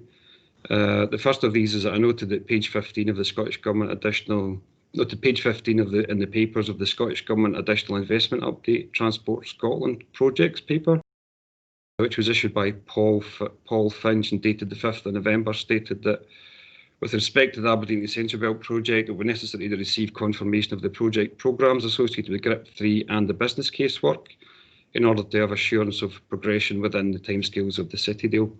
I'll just quickly take that now, if that's okay. And so in response to Paul's comments, I'll let Network Rail colleagues deal with the GRIP 3 timeframes, as this is dealt with positively in the Network Rail presentation. And in regard to the business case, we commissioned Atkins Global to commence developing the strategic business case to support the investment very early in 2020, and actually at the same time as we commissioned the GRIP 2 work by Network Rail. This work has been progressing well, and the strategic business case would have been complete by now, but for the impact of COVID-19. And we had to revisit a lot of the key assumptions in light of the factors which many of your previous presenters have raised in terms of the impact on the development of the business case, and that's looking at climate change adaptation, active travel integration, looking at things through a COVID lens, as we call it. So, but that strategic business case will be complete by the end of this year. To maintain the current pace, which or the current fast pace, which we think we then expect the outline business case to be completed in parallel with the GRIP 3 development by Network Rail. So, and I hope that this provides the further assurance that is sought by the committee that we are progressing things and at pace. And just moving on quickly as well, if that's okay, Chair. I'd just like to give a very brief update before I let hand over to my Network Rail colleagues. So that since I was last with you in June, so Atkins, who we employ, have quickly completed the validation of the concept timetables produced by Network Rail as part of the GRIP 2 process and found them to be feasible. This allowed us to quickly appoint Network Rail to get on with the delivery of GRIP 3. We're actually now in the process of appointing Network Rail to deliver GRIP 4 to 8. And for those in the committee who don't know what GRIP is, I'll let Douglas explain that in the presentation. In terms, that's just the governance for the railway investment process. But just to reiterate that, we're now in the process of appointing Network Rail to deliver GRIP 4 to 8, which will see Network Rail take the project through to completion, including looking at the potential electrification of the route. We'll also look at the opportunity to use rolling stock powered by alternative traction, and we'll touch on that later as well, in terms of how we can better integrate the rail project with some of the stuff that's going on in the North East. Very exciting, listening to some of those presentations. We're also now pleased to inform you that a project director from Siemens has been appointed by Network Rail to take forward the GRIP stages of the project. And the Siemens project director will be seconded to Network Rail's capital delivery team, and he will report to their capital delivery director, who will in turn report to us. Network Rail will say more about Siemens' role shortly. I'm just trying to emphasise the point here that we're building the team, and as we make progress through the development stages of the Aberdeen Central Belt project. Broadly, during GRIP 3, we expect estimated cost in a draft programme to be developed for the single option developed for progression. The GRIP 3 process will identify specific measures and their contribution to the service frequencies and journey times. And much of this work has actually already been completed to a high quality within the GRIP 2 report, and Douglas again will talk to some of this shortly. So we've actually got what we would describe as elements of GRIP 3 actually being completed within the GRIP 2 report. So again, I think that's hopefully the committee will see that as a sign of good progress. The committee will also be aware that Transport Scotland published the Decarbonisation Action Plan in July 2020. It sets out our legal commitment to decarbonise transport in Scotland by 2035. We see the Aberdeen Central Belt project as a key enabler to our ambitious rail decarbonisation strategy for routes to Aberdeen and also beyond, obviously. So we see this project, overall, we see this project will help deliver inclusive economic growth by bringing Aberdeen closer to Glasgow and Edinburgh and obviously beyond. We see it as promoting greener, cleaner travel choices, reducing journey times, encouraging modal shift from road to rail. And by doing this, we'll enable healthy travel choices and will contribute to the sustainable, inclusive growth in Scotland.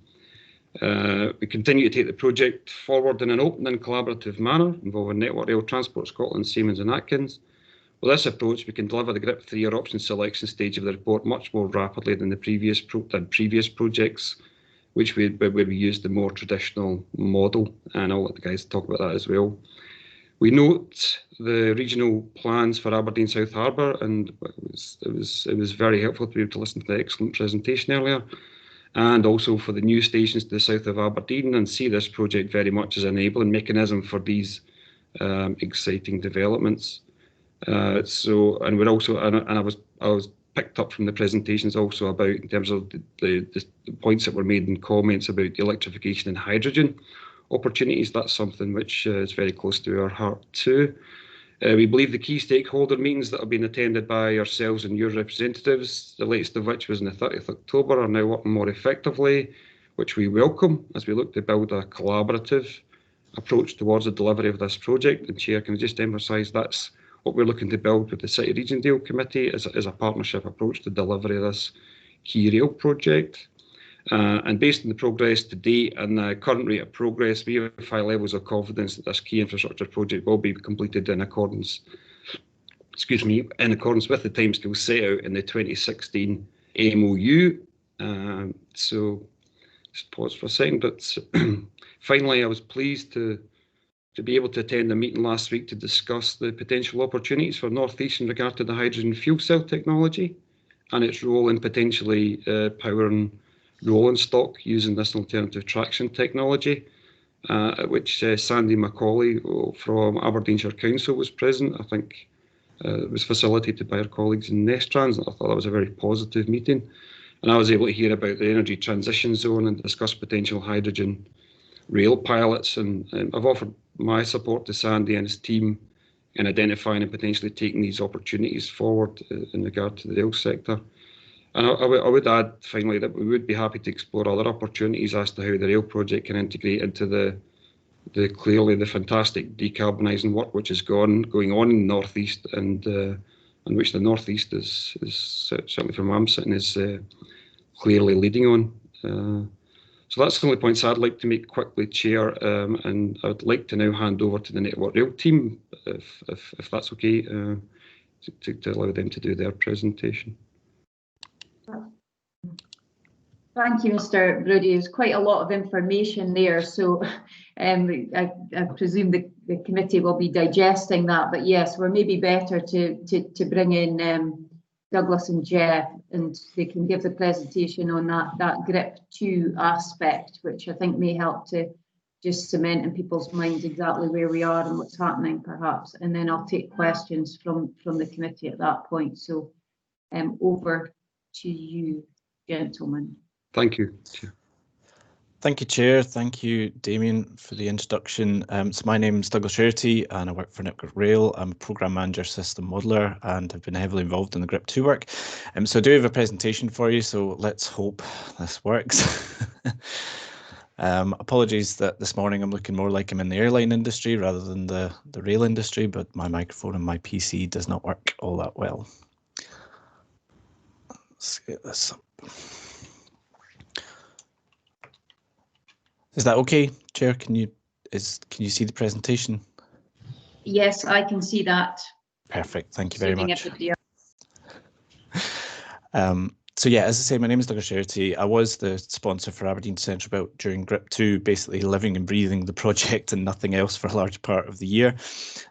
Basically undertaking the feasibility stage of the project and its associated report. The work in terms of the identification of the challenges to the provision of the benefits, the methodology of the work undertaken, what has been identified to address those challenges and enable the benefits for Aberdeen and the North East, plus the next steps will be the focus of the presentation today. This will be a bit of a condensed version in comparison to what's previously been presented at the key stakeholder meetings.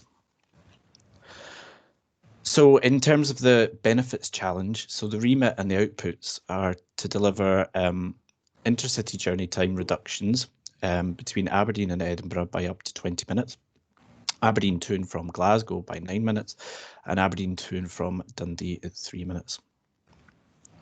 That basically works out at a mile a minute or better, and that includes station stops within those figures. The other parts of the remit include additional stopping passenger trains to and from Aberdeen and Dundee, additional freight services to and from Aberdeen, and improved connectivity for customers between stations between Dundee and Aberdeen. In terms of understanding the challenge, there was a report commissioned by the Aberdeen to Central Belt Reference Group when it was in existence that looked at doubling the Montrose-Usen single line section and ultimately increasing line speeds, and that they didn't deliver the desired outputs. So that's why a timetable-led approach was undertaken, and that's accelerated the development process for the Aberdeen to Central Belt GRIP 2, which part of the 8-stage GRIP process, which you can see on the right-hand side there. And Jeff will come back to speak about that in more detail at the end of the presentation. There was also extensive consultation within the railway industry, and positive feedback's been received. So that includes both train operators, freight operators, and also our key stakeholders. Ultimately, where the timetables did not work, interventions were facilitated that mitigated those blockages ultimately, and also to provide performance resilience. And the concept timetable approach tests for commonality between the infrastructure enhancements that were identified and allowed for customer benefits, disbenefits and trade-offs of each timetable to be compared. So ultimately, what did the concept timetables find to be the biggest challenges on the route? So there's 6 challenges that I'm just going to step through. The first one is what we call the space challenge. That's increasing the available space means that you can have additional services and also quicker journeys. So what do I mean by space? Currently, 90% of the route relies upon semaphore signalling, and that's what you can see being taken out in the picture there. And that was part of the Newton Hill project back in 2018, and installing colour light signals instead. It's enduring and it's a technology that works, but it's significantly less efficient than modern signalling. Ultimately, on the route, there are semaphore blocks that are on average about 6.5 miles long, and you cannot have more than one train in each of those blocks at any one time. So by carving those sections into smaller portions, more than one train can safely use that original 6.5 mile section, and that allows you to get more trains onto the network, but also speed up the journeys. The second issue is second challenge, is the service and speed challenge. So we have the 7 Cities high-speed train, the Azuma and the cross-country Voyager to operate the express services and deliver the remitted journey times ultimately, with an average speed between Aberdeen and Dundee of 62 miles an hour. You've then got other trains that operate stopping services between Aberdeen and Dundee that deliver the remitted passenger connectivity improvements with an average speed of 50 miles an hour. In addition to that, throwing into the mix, we've got some freight services. So there are some freight services that run faster than others. The faster freight services on the route run at about 50 miles an hour average, and the slower freight run at 39 miles an hour average. And to the right there, you can see the gradient chart between Dundee and Aberdeen that ultimately peaks and troughs. And it is not a flat route ultimately. The key point here is that there's a requirement to include additional slower services while also speeding up the fastest journey times. And so it's being able to improve the journey times that between the cities, but also to introduce slower trains at the same time onto two-track railway.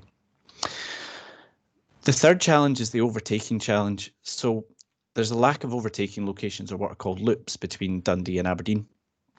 Effectively, that is like the A90 being a single carriageway with no overtaking opportunities. So between Dundee and Aberdeen, where you could travel at 70 miles an hour and the lorry in front of you can only achieve 40, your journey is inevitably going to take longer, and your journey time is not dictated by your car's ability, but indeed by the vehicle in front. And that's why currently, or one of the reasons why currently, some services take up to 25 minutes longer than the fastest services that are available between the Central Belt and Aberdeen. And it is possible to overtake at Dundee, but that loop at Dundee station doesn't accommodate the freight length aspirations and therefore potential freight carrying capacity for the route. Ultimately, this is, sorry, I should have stepped this through.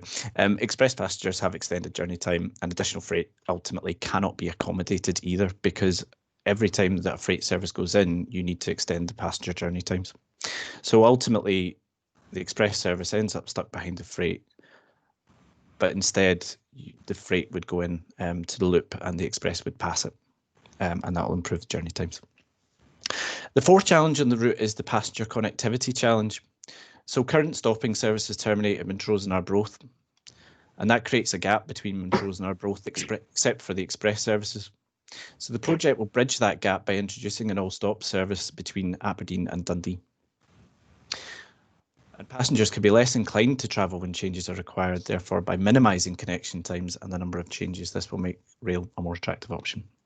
So, for example, if you want to go from Portlethen or Lawrencekirk to stations between Arbroath and Dundee, passengers require to change twice as things currently stand, and the project will enable that, resolve that. In addition, connection times at Dundee to and from the intermediate stations can be lengthy, ultimately an average of 21 minutes in the December 19 timetable, and looking to reduce that by up to 14 minutes to enable smoother changes and therefore reduce the overall journey time as well. The fifth challenge is the performance challenge. So the timetable is our promise to customers, and a highly performing railway is key to delivering that promise. And customer satisfaction, the biggest driver for that is indeed performance.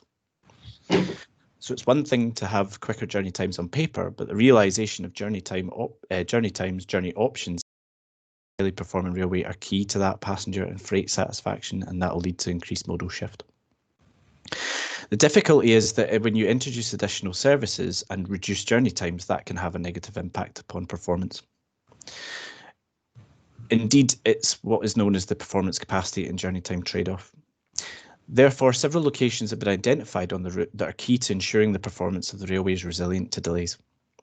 And certain enhancements have been provided or proposed which solely provide greater contingency options and a space buffer between trains when issues are encountered on the railway. The sixth and final challenge is the whole system challenge. So the identified enhancements cover the corridor from Aberdeen to Perth. And ultimately, there's a requirement to understand the challenges of the whole corridor to deliver those outputs and those benefits. So on the map just now, you've got the full network challenge in terms of the timetabling capability of other routes. And those red circles that you can see just now are basically the key interaction points on the two routes down towards Glasgow and down towards Edinburgh. And also bear in mind that some of there's services across border operators down the whole East Coast ultimately. Those services to Edinburgh interact with 1/3 of all ScotRail services as well when they get into the Edinburgh area. So it's a particularly busy point of the network. And while it's not dependent on other projects, enhancement schemes south of Perth and Dundee have the opportunity to deliver additional benefits for passengers in the northeast. And there's also the link into the emerging decarbonisation strategy for Scotland, as Damien had touched upon. So finally, just in terms of the challenge summary, there's the space challenge, the service and speed, the overtaking, the connectivity challenge, and the performance challenge. And in the centre there is the whole system, because that is ultimately what makes the whole system and also the railway geography of the rest of the network. So what enhancements are required to solve those challenges and to provide the benefits for the North East?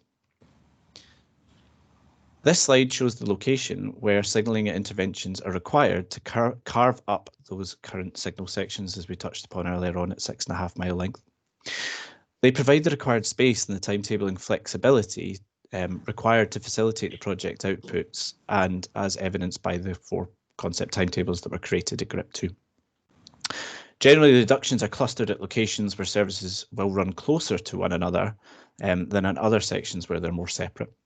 Essentially, that's going to be close to Aberdeen as a start and end point of the intercity and local journeys, close to Dundee as services begin to run closer to one another for passenger connectivity purposes, and finally close to Arbroath and Montrose, since services start and terminate at those locations still. And that requires the services to run closer to one another, which ultimately minimises the connection time at those locations for any passengers that do need to interchange, which also has a reduction in journey time for those passengers. This slide is the proposed loops for overtaking and the remaining infrastructure enhancements. There are 4 loops required in each direction on the route, and the loops are required for those slower freight services to operate on a train per hour basis to Aberdeen. It's worth noting that one of the journey time improvement barriers with the current timetable is that lack of ability to create a more consistent timetable through the fact that the freight cannot be looped. These loops therefore help facilitate that standardised journey time, which in turn ensures the remitted intercity journey times can be met, whilst also providing the additional freight services to Aberdeen. I'll briefly touch on the remaining infrastructure interventions individually. So at Aberdeen, that is a proposal to alter the station in terms of introducing 3 additional platforms, and additional signalling on the approaches to Aberdeen to ultimately enhance the flexibility, the space within the timetable and within the infrastructure for services to run, increase the resilience of the station, and also to improve the operability of the station as well. At Montrose Station, 2 options exist for terminating services, both of which cater for capacity and resilience purposes. At Arbroath Station, 3 options exist, all of which increase the capacity or the space for services, resilience, and one of the potentially doubles the line speed through the station as well for a line speed improvement and a journey time improvement. Dundee Platform 4 extension and division ultimately increases the space available for services. It provides flexibility in terms of the operability and also provides an enhanced passenger interchange option and vastly improves the connection times at Dundee. And Dundee Platform 1 gauging, what we mean by gauging is that ultimately at Platform 1 in Dundee at the present moment, the container traffic, so the sort of supermarket traffic that currently runs to Aberdeen, is prohibited from going through Platform 1. And that ultimately takes a lot of capacity or space, for services to run through Dundee and makes it more difficult to timetable services. So that will enable the additional freight and additional passenger services on the route as well. And in terms of the benefits for the Northeast, there's the improved journey times to and from Aberdeen and the potential benefit to customers north of Aberdeen as well, who might need to go south. As I said, it's a mile a minute or better, and all the concept timetables actually provided reductions that were better than the remitted times. In addition to that, the speeds achieved to each of the remitted destinations are faster than the equivalent road time by about 7 miles an hour. And they're also comparable with the average speeds between Glasgow and Edinburgh by train. There's the improved connectivity for Northeast passengers, so that removal of the barrier of travel through the corridor is removed. So, for example, if you're going to and from Portlethen or Lawrencekirk down towards Angus and back the other way. So there's also the additional passenger services that gives customers more options and flexibility to travel by increasing the number of services that would operate an hour. So, for example, Lawrencekirk and Portlethen would see an increased number of services calling each hour. The additional freight services, which has a potential link into the South Aberdeen Harbour development, and that would see an increase of the 3 services per day that are currently feasible to potentially hourly services being possible. That also has a benefit for freight customers and for the end customer, because it means that they can be more flexible about the presentation time and basically making sure that the goods and commodities are where they need to be at the time that the customer wants them. There's also the potential to improve through service provision, so services that don't necessarily terminate Aberdeen but continue on towards Inverness or onto the A2I line. And that is the additional space in Aberdeen for through services through the creation of an additional platform potentially. And finally, there's the link into the new station provision south of Aberdeen. So we've input into the Nestrans Stag process, and it was also addressed and discussed in the GRIP 2 report what might be possible to provide south of Aberdeen. So I'm going to hand over to Jeff now, who's going to talk about the next steps for the project. Thank you. Good morning, everyone. It's Jeff Jarden here, senior sponsor for the project. I've just taken this over, as Doug says, from him handing over from the GRIP 2 to GRIP 3. And in non-railway speak, that is effectively us moving from the feasibility side of the project into option selection towards single option development. So as we move forward with the option selection, if you want to just click on, Doug, you can just click through the next few. So each of the individual interventions that Doug has highlighted in the feasibility will be developed so that at the end of this stage, we will have identified all the available options for each of those interventions. So not only will we get multiple interventions, but there's multiple options for each of those interventions. So we need to identify how we can deliver them. We will also have an appraisal of the options, and then we will recommend a single option to Transport Scotland for further funding. And we will also look to initiate elements of the outline design for the single options, any opportunity we can to progress, as quickly as possible when we have confirmed that with Transport Scotland. So down the bottom there, you can see where we are. We've moved out of the initial feasibility, and as I say, we're moving towards the option selection stage at the moment. So moving on, what does that mean in terms of the work that we are doing? So basically, as you can see from this, it's a number of projects put together that, combine to deliver benefits. So this is a programme of work. It's not just a project. And this programme is recognised as a key infrastructure programme in Scotland's railway, and it's established in the Scotland Integrated Pipeline with £200 million of funding confirmed against that. So that means that it's been managed as part of the overall portfolio, which allows us to view that in terms of the relationships between projects, some of the projects that have been mentioned already, the critical paths that they're on, aligning all the objectives, making sure that the resources are allocated and secured. And it also recognises the key milestone, which is the funding being utilised by 2026. So we are now progressing towards option selection, as I said, and that has been done working in a partnership with Siemens. So this is a collaborative partnership. So it's a new model that we are taking forward for this project. And this is going to embed some best practice and lessons learned that we've had in previous projects and programmes. As I say, I've previously worked on the Egypt programme, which delivered huge benefits. It had its own issues, but we've learned a hell of a lot from that, and we are looking to take some of them on board in this programme.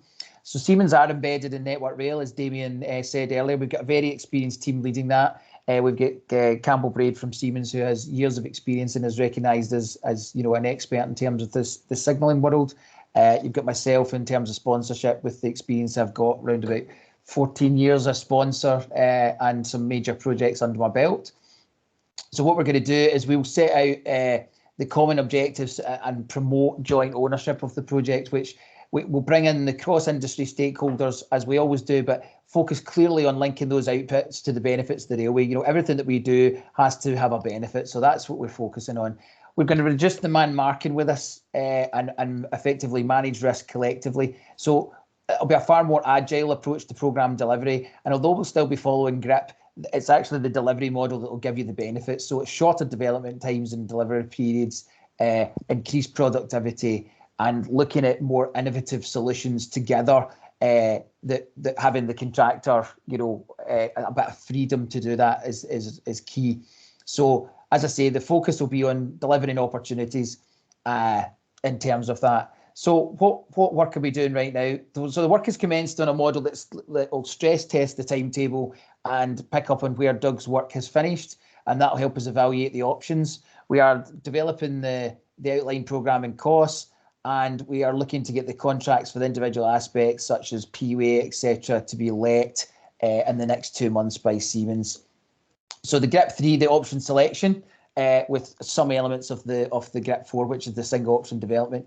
That would normally take around 2 years for a project of this size, and we're aiming to have that complete in a year. Obviously, we did that with the GRIP 2. It was delivered in about half the normal time. So we're looking to build on that and keep going. So but the big opportunity here, as I say, is it's a number of projects. We're looking to get on the ground, as soon as possible with these. So we will look at projects where we can proceed quicker and get them on the ground as quick as possible. We're also, it's one of the things that Siemens have put forward as a whole route strategy, a whole route survey, sorry. So that is a comprehensive survey of the whole route end to end that will utilise, modern technology, unmanned aerial vehicles, LiDAR, photographic data capture on train and track-based laser survey. So that'll be invaluable as well to helping us progress quicker at the later stages. We've got Atkins that are developing the business case, and as Damien said, they've been leading in terms of developing the strategic business case, and that'll be delivered in parallel with the GRIP 3, obviously with the slight delay due to COVID, and then they'll proceed on with the outline business case thereafter. In terms of the options developed and recommendations to Transport Scotland, we will obviously focus on projects being put forward for early delivery of the benefits. And as I say, that is one of the benefits of that model that we're building for stress testing the timetable. We can use that to assess the incremental benefits of any of the individual elements that we are putting forward. So that's really key to this programme. And just, a presentation wouldn't be a presentation at the moment without mentioning COVID. There has been an impact with COVID across projects, but actually, the GRIP 2 was delivered without much impact from COVID, and we continue to deliver the GRIP 3. It's maybe taken us slightly longer in setting up this new model, but across the portfolio, we found that development has progressed really well during this time, and that's largely because a lot of the work is desktop based. So, that's not going to be a major impact on this going forward. And the last point really here is a bit about considering the future. This project is a building block for further work as well. As Damien mentioned earlier, there's the decarbonisation programme.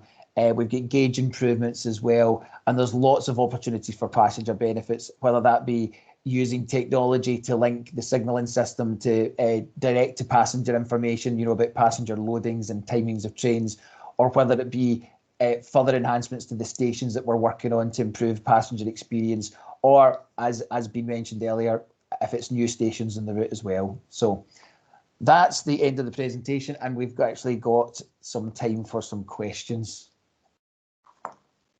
Thank you very much, gentlemen, for that. And there's quite a lot of information there. You obviously through the presentation and Mr. Brody's opening remarks. I'm conscious, members, that it might have been better if we'd circulated some of that ahead of time so people had an opportunity to look through some of that before coming to the committee today. But I do have a few hands up for questions, so let's just open up and see where that takes us. So Sir Ian was first and then Councillor Gifford. Okay, huge amount of information and to a complete uninformed transport person like myself, quite difficult to understand. I mean, the first thing I'm going to say is £200 million is a huge sum of money, and we will be looking for really significant economic benefits as well as other benefits coming from that. Secondly, I mean, technology, I guess if you go back 50 years ago and look at the railway, the way it was worked then, and we try and look 50 years ahead as to how it's going to be worked, I mean, technology is going to change a whole range of things. And I have no idea whether you guys are fully taking that into, we talk about decarbonisation, we've got hydrogen, there's a whole range of things which is going to impact on transport. So hopefully you're giving thought to that. The third one's kind of more practical. You said somewhat early on that the main improvements from Aberdeen to Perth, I think that's what you said, the work had been done. And you then focused on actually Aberdeen to Dundee with a whole lot of improvements. What I don't begin to understand is why we only get a 3-minute improvement from Aberdeen to Dundee. We get 9 minutes to Glasgow and we get 20 minutes to Edinburgh. I mean, there must be something magic happening between Dundee and Edinburgh when you only get 3 minutes to Dundee and you get 70 minutes to Edinburgh, and apparently no work's been done on the Edinburgh line. I didn't understand that. It's probably a question for me. Very good question, absolutely. The reason that the Edinburgh Aberdeen leg you can improve so much is because there's so much scope for improvement in how you timetable those services. So if you take the services coming through Fife and coming into Edinburgh as they currently stand, they've got quite a lot of time added into the schedules to take account of some more local services coming into Edinburgh around the Fife area in particular. There's a work stream going on, and Damien could maybe touch on it, on the Fife standardisation. So this is about trying to create a standardised timetable through the Fife area. And therefore, there's such a gain to be had from just basically giving Aberdeen services priority through the Fife network that enables you to cut the journey time quite a lot on those services. The 3 minutes that was mentioned to Dundee, the actual concept timetables deliver something around 9 minutes to 10 minutes improvement down to Dundee, but those were just the remitted improvements. And the same applies to the Glasgow services as well. The actual improvement is actually better than the remitted journey times as well. So there is the greater improvement to the Edinburgh services is a timetabling one. Because as you quite rightly pointed out, there's no infrastructure works south of Dundee Station going towards Edinburgh. And yes, there are some infrastructure enhancements that are required in the Perth and Barnhill area in order to facilitate the timetables, certainly. But the Edinburgh service and also is primarily a timetabling plus the extra 10 minutes that you get coming down to Dundee, basically. Is digital going to have a major impact on the signalling and on the control? Because that's a whole new ball game in terms of what can be done with that. Probably let Jeff or Damien. Yeah, well, so I think that the answer, Serene, is that the benefits of digitalisation in the rail industry have not been clearly identified yet, and that's something which is being looked at just now. Whilst these benefits are being ascertained in terms of its potential, what will happen is that the project will deliver using the latest signalling technology, Ian. And what I would say, and I completely get your earlier remark about sometimes we get accused. I'm trying to put this and couch it in the correct terms.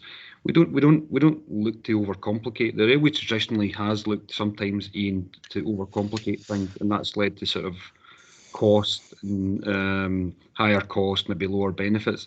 That's not the approach we're taking at the moment. So the development of the signalling solutions or the signalling enhancements will be value for money. It will be at the heart of everything we do.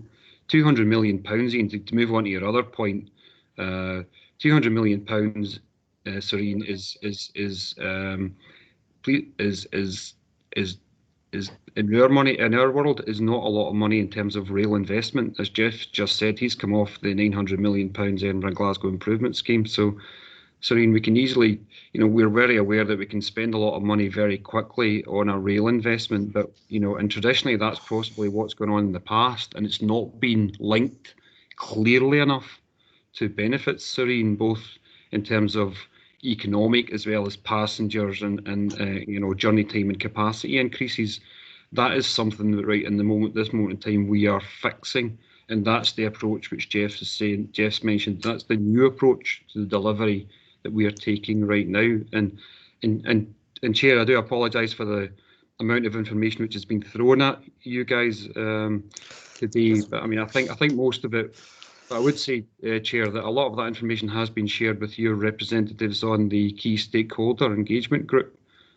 So none of the information I think that's been shared today hasn't been previously shared with representatives on the committee.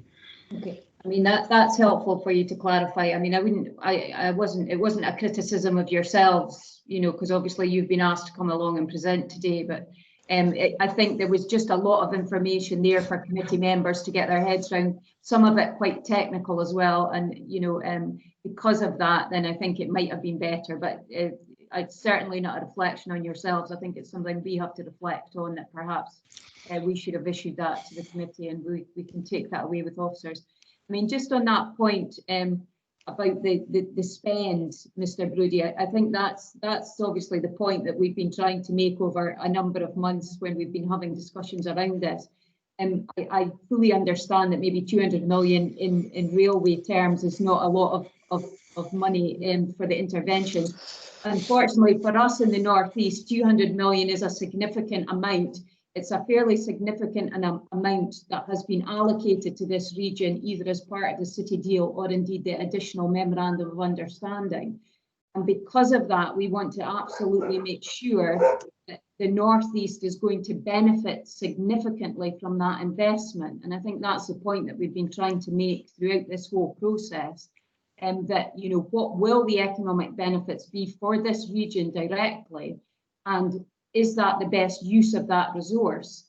And as time has gone on, you know, we've obviously had discussions and arguments around this, and because the frustration with us is we can perhaps see in the Northeast that 200 million could perhaps give us greater economic benefit if it was directed in a different direction.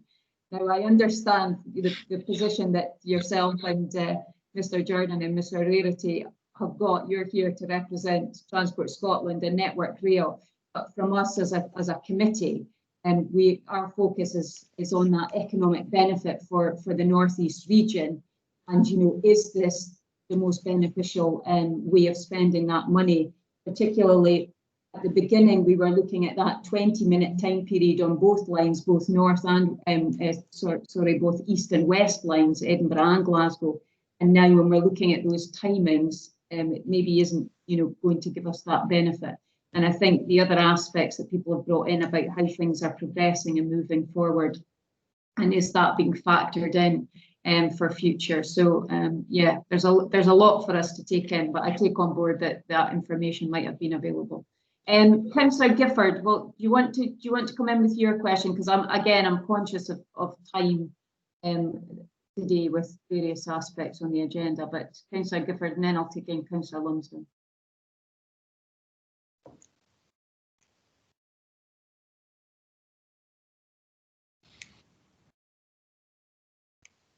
Councillor Gifford, are you still with us? I know you've been having difficulties with your technology.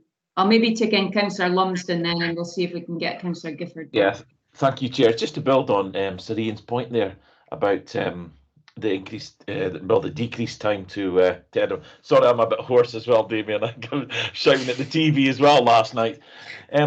It's just really around the point that, so in terms of journey times to Edinburgh, a large chunk of that could be achieved without spending a single penny then, if it's just down to timetable. Is that correct? Yeah, so so the answer is that Councillor Lumsden, you're yes, and I think that's the answer that Douglas was given to Serene earlier. What I think the guys were trying to expand on was that we're looking to maximise the opportunities for freight as well as passengers from this investment.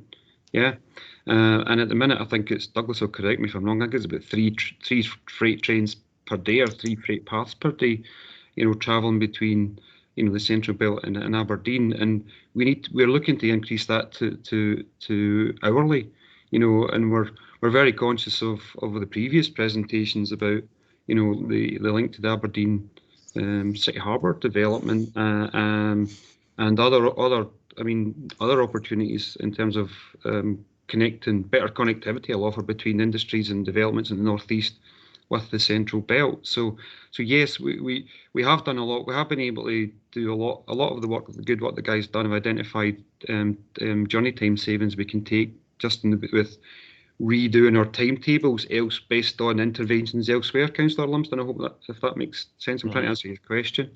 But we're looking to enhance the benefits for both passengers and freight. That 20-minute journey time reduction coming about as a timetable, you know, that doesn't do it for freight, if that makes sense, Councillor Lumsden. We have to do other things to enhance the network so that we can increase that freight capacity and we can offer, you know, the wider journey time improvements. So Yeah, but I guess when you talk about freight to the new harbour, for example, that's not been costed in anywhere. Has that been looked at, and how much would that cost, and what sort of timescales would that be then? So we're looking. Yeah. So from our point of view, the actual work on the freight interventions or the infrastructure interventions that would be required to support, the increase in freight capacity has been done. It's part of the work that's been done by Douglas and his team. So that's been done. So secondly, cost wise, that's what will happen now. Councillor Lumsden, we're entering GRIP 3, where we traditionally are advised of the cost, the more detailed cost estimates associated with the proposed interventions. That's what will happen. The next 6 to 12 months is critical for both identifying what those costs are, as well as developing the outline business case, Councillor Lumsden, to support those interventions. But is the link to the new South Harbour, is that going to be an option that's considered when you're doing this work? Well, what we're looking at, Councillor Lumsden, is increasing the opportunities for freight between the northeast and the central belt and beyond. Yeah, in terms of wider economic considerations, colleagues elsewhere in Scottish Government say, well, if we increase this freight capacity, that would hopefully benefit.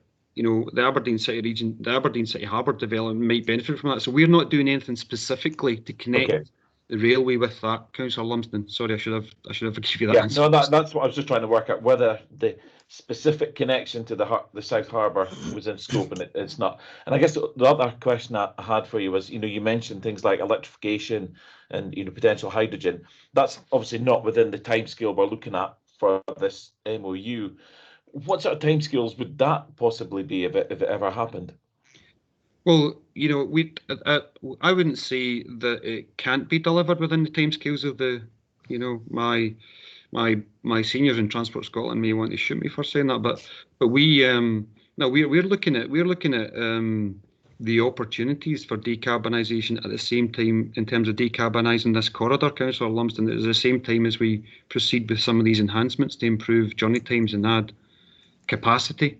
So, we would certainly, as a minimum, Councillor Lumsden, hope to get the route clearance work. If we do decide to electrify the route, so the route clearance work, and that's no more, Councillor Lumsden, than moving the infrastructure so that we can get the electrification in, the masts up, things like that, get feeder stations in.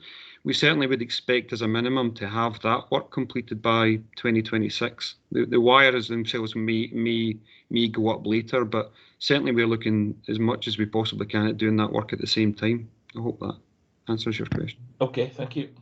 Thank you for that. Now I've got, I had Councillor Gifford and Councillor Bolton, but Serene, you put your hand up when Mr. Brodie was answering part of that question. Did you have a follow-up you wanted to ask? Yes, I have. And honestly, a deadly serious suggestion. We'll take the 20 minutes to Edinburgh based on timetabling. I frankly don't think the 3 minutes to Dundee and the 9 minutes to Glasgow merits any significant spend, and we'll keep the £200 million. I'm deadly serious. I mean, because we can do a huge amount with £200 million.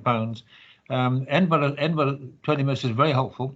20 minutes to Glasgow would begin to be verging being helpful. 3 minutes to Dundee, honestly, is going to have no impact certainly on any economic activity at all. Well, Serene, as I said, I think at the June committee meeting, the £200 million is committed under the MOU is to be spent on rail. There's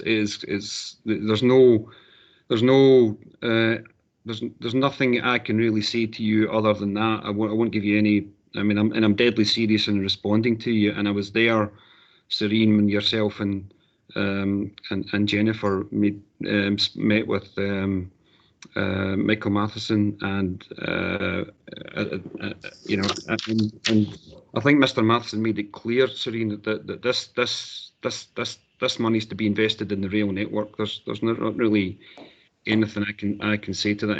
In regard to 3 minutes and 9 minutes and whether it's worth £200 million, I think that's with the greatest respect, Serene, I think that's an oversimplification. And when you look at, you know, as Douglas covered in his presentation, some of the semaphore some of the signalling between Aberdeen and Dundee is semaphore signalling. It's not going to stand up to, you know, it really needs to be, you know, we need to do these signalling upgrades in order to protect journey times and capacity for both passengers and freight between the northeast and the central belt long into the future, Serene. So, you know, it is about adding resilience to the network as well, Serene, and you know, ensuring that when people from the northeast turn up at their stations, their trains are going to turn up in time. It's not, you know, it's more than just about you know, a few minutes here and a few minutes there, but and it is about our rail projects traditionally, Serene. They are seen as economic transformation enablement programs as well. You know, I mean, if you look at the money we've spent on electrifying, you know, between Edinburgh and Glasgow and the benefits which have accrued, if you look at Borders Railway, if you look at the amount of houses that have been built, if you look at, you know, the impact that's had on the Borders region, and it's all there. I mean, it's all a matter of record and evidence. It's not, you know, something we're just sort of reaching for. So there are many considerations. There are many wider considerations, Serene, that I think, you know, just simplified, just sort of point to a couple of minutes here and a couple of minutes here isn't I don't think really is the way to look at this. And that's maybe something, Serene, that we, you know, the strategic business case will be complete in December, Serene. So maybe that's something in terms of when we have future committee appearances, we bring home to you. We focused on the GRIP 2 report today because, Chair, that was the request from the June meeting. But maybe, Serene, if I could maybe to answer that question differently, and we come to, we maybe in the next committee meeting, we'll bring an update on the business case and what we see are the benefits for the investment in the northeast. And I think that would maybe add some context and some clarity. Okay, I ain't going to give up on that because we're now saying that some of the 200 million is being used to do maintenance work and upgrading work and signalling. I mean, that was part of our city region deal overall settlement with government. Anyway, Serene, if I could just clarify that, because I know, Serene, I know how close this is to your heart, and I utterly respect that. I do. But just to clarify that point, there is a considerable sum of money set aside for renewals of the infrastructure in between on that corridor, which are separate to the £200 million. So we are not doing renewals for £200 million, we're doing upgrades for the £200 million. That may sound to you, I can see a wry smile on your face because you probably think I'm splitting hairs, but I'm trying not to, Serene. There's a lot of money set aside, and Jeff, that's maybe something we could talk to the committee about in future appearances as well. Give some assurance over that, please, because I understand concern, Serene. I can also assure you that you know, Transport Scotland do not let us spend enhancements money on renewals and maintenance. You know, they are pretty strict on that, and they're very clear with us that this is enhancements and it has to be demonstrated it's enhancements, and that's what we do. But we will integrate it with, as Damien says, any renewals opportunities. We will get additional funding from, you know, renewals to do that. So you'll get a double benefit, particularly when we're introducing new technology. I mean, I think it maybe is important that if we have future updates that we're getting that, you know, some information around that economic benefits and things, because I think that's what, if I'm honest, what the committee is struggling to see, what the return is for that investment. And given that it is tied into our city region deal and is often quoted by government ministers about the money that has come to the northeast, then to us that money is being spent in the northeast for the benefit of the northeast. And you know, if we think that it could be better utilised, then you won't be surprised to learn that we'll continue to promote that those points. You know, as far as I mean, I take on board Serene's points about continuing to promote that moving forward, and it's maybe something that we want to reflect in the recommendations that we're going to put forward today. But we'll maybe take in the other questions that we've got, and then we'll see where we are. So, Councillor Gifford, you were next. You left us a little time, and I think you're back, so hopefully you can ask the question now, and then I'll take in Councillor Bolton, who's also got her hand up. Hope so, Chair. Thanks. Yeah, my broadband is up and down like proverbial dog's leg. I'd be much happier spending 200 million quid in digital infrastructure in Aberdeenshire than the railway right now, but that's an argument for another day. I mean, we're very aware of the smoke and mirrors of the memorandum of understanding. Money was rebadged and called part of the City Region deal, so we know what went on there. We're stuck with that. It would have been really useful to see all that information presented to us in advance of the day, so we can get our heads around that. But we'll take that away and do it better in the future. But my real question is on delivery. There's some fantastic things being lined up now to improve the situation across the piece, and thanks for presenting those. We're 4 years into a 10-year deal. Is this all going to be finished in the next 6 years? Absolutely, that's the plan, and that is something that's been made very clear from Transport Scotland as our client. That is what we've achieved in our overall portfolio, pipeline portfolio. That is what we are showing. That's what we're integrating other projects with. That's what Siemens have joined up to. They're committed to doing that. Everyone is on board with that, and it is certainly deliverable. Okay, thank you for that. If we take note of you want to come back? No, I was just going to say, if we take note of nothing else today, can we make sure we minute that? Yeah. Be happy with that. Be happy with that. These things will be being noted. Councillor Bolton. Thanks very much, convener. I was glad to hear Serene was also overwhelmed with the amount of information and trying to get to grips with it all, because I was the same. I thought I was maybe just being a bit thick. But no, I mean, what I would like to know is, obviously we've heard about our 200 million, but given it crosses other areas that have city region deals, is there any money being spent out of their pot towards improvements which Aberdeen can benefit from, as opposed to everybody else seeming, with the freight going all the way down, getting the benefit? So it was just really to understand anything that they're doing that will benefit us and the money that they may be contributing towards it. So I'll take that, Councillor Chair, if that's okay. I'll take that question from Councillor Bolton. So yeah, it's an excellent question, Councillor Bolton. The city deals are something which is coming up time and time again for us. That won't be a surprise to you. Now, I understand that's what you're getting at. There's the Perth to Cities deal as well. There's so for instance, we're looking at Perth station remodelling separately to this. This has nothing to do with this budget, but Perth and Kinross Council are looking to improve the active travel integration, and bus integration in the middle of Perth, and we're looking at how we can synergise that we're looking at remodelling Perth station at the same time. So people who are travelling from Perth to Aberdeen and like opposite direction, Councillor Bolton, would benefit from that. If people can bus, cycle, walk to the stations, and then they can get their trains to Aberdeen or Dundee or wherever they're going. So we're looking to work closely with Perth and Kinross Council on that, and in that Tay Cities deal area, yeah.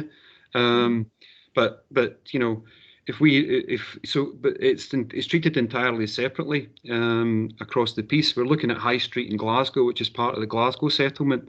If there's one thing we would find more often than not, Councillor Bolton, there's never enough money in the city deal for what the aspirations were at the time. So I mean, I completely understand Councillor Gifford's suggestion about the smoke and mirrors. That's not the world I live in, but I can understand why people think that. But just to give you an assurance, Councillor Bolton, we do work with the cities deals. We do look to integrate our rail projects where we can, and often that does mean we spend maybe more money than we had planned to spend in order to maximise that integration. But it's not something that we then say, well, there isn't any more money in these deals, Councillor Bolton. That's been made clear to us time and again, and that's what Oord Scotland have picked up in terms of their review as well. So we do work closely with them, and we would hope that we can integrate them in such a way as that, yes, someone getting on a train in Aberdeen and travelling to Perth and onwards would benefit from a sort of coordinated approach to these. But from an investment portfolio point of view, Councillor Bolton, they are kept absolutely separate. Yeah. So and we will ensure that all the way through. And that was the assurance I gave Serene back in June. This is a separate budget, a separate element of our portfolio, and it will be monitored as such.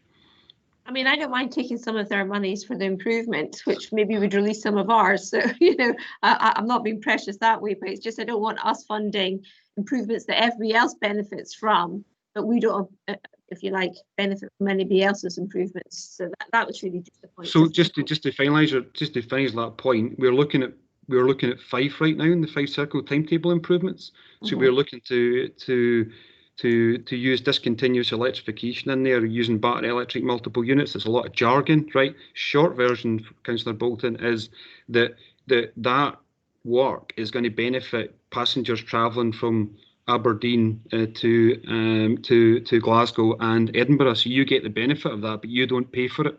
Because one of the things we do struggle to make clear, and it is very difficult, and I apologise, Chair, for the level of tech that was jargon that was thrown at people today. But we do try and make these things sort of more understandable where we can. So, but yeah, so we're investing money across the portfolio. We've got a pipeline, Councillor Bolton, but they are kept very separate, and you might well benefit from money we spend in Fife, but you just wouldn't know that unless we told you. So, thank you. But we won't spend your money anywhere else. We'll clear you about that. I know that's your point. Understandable.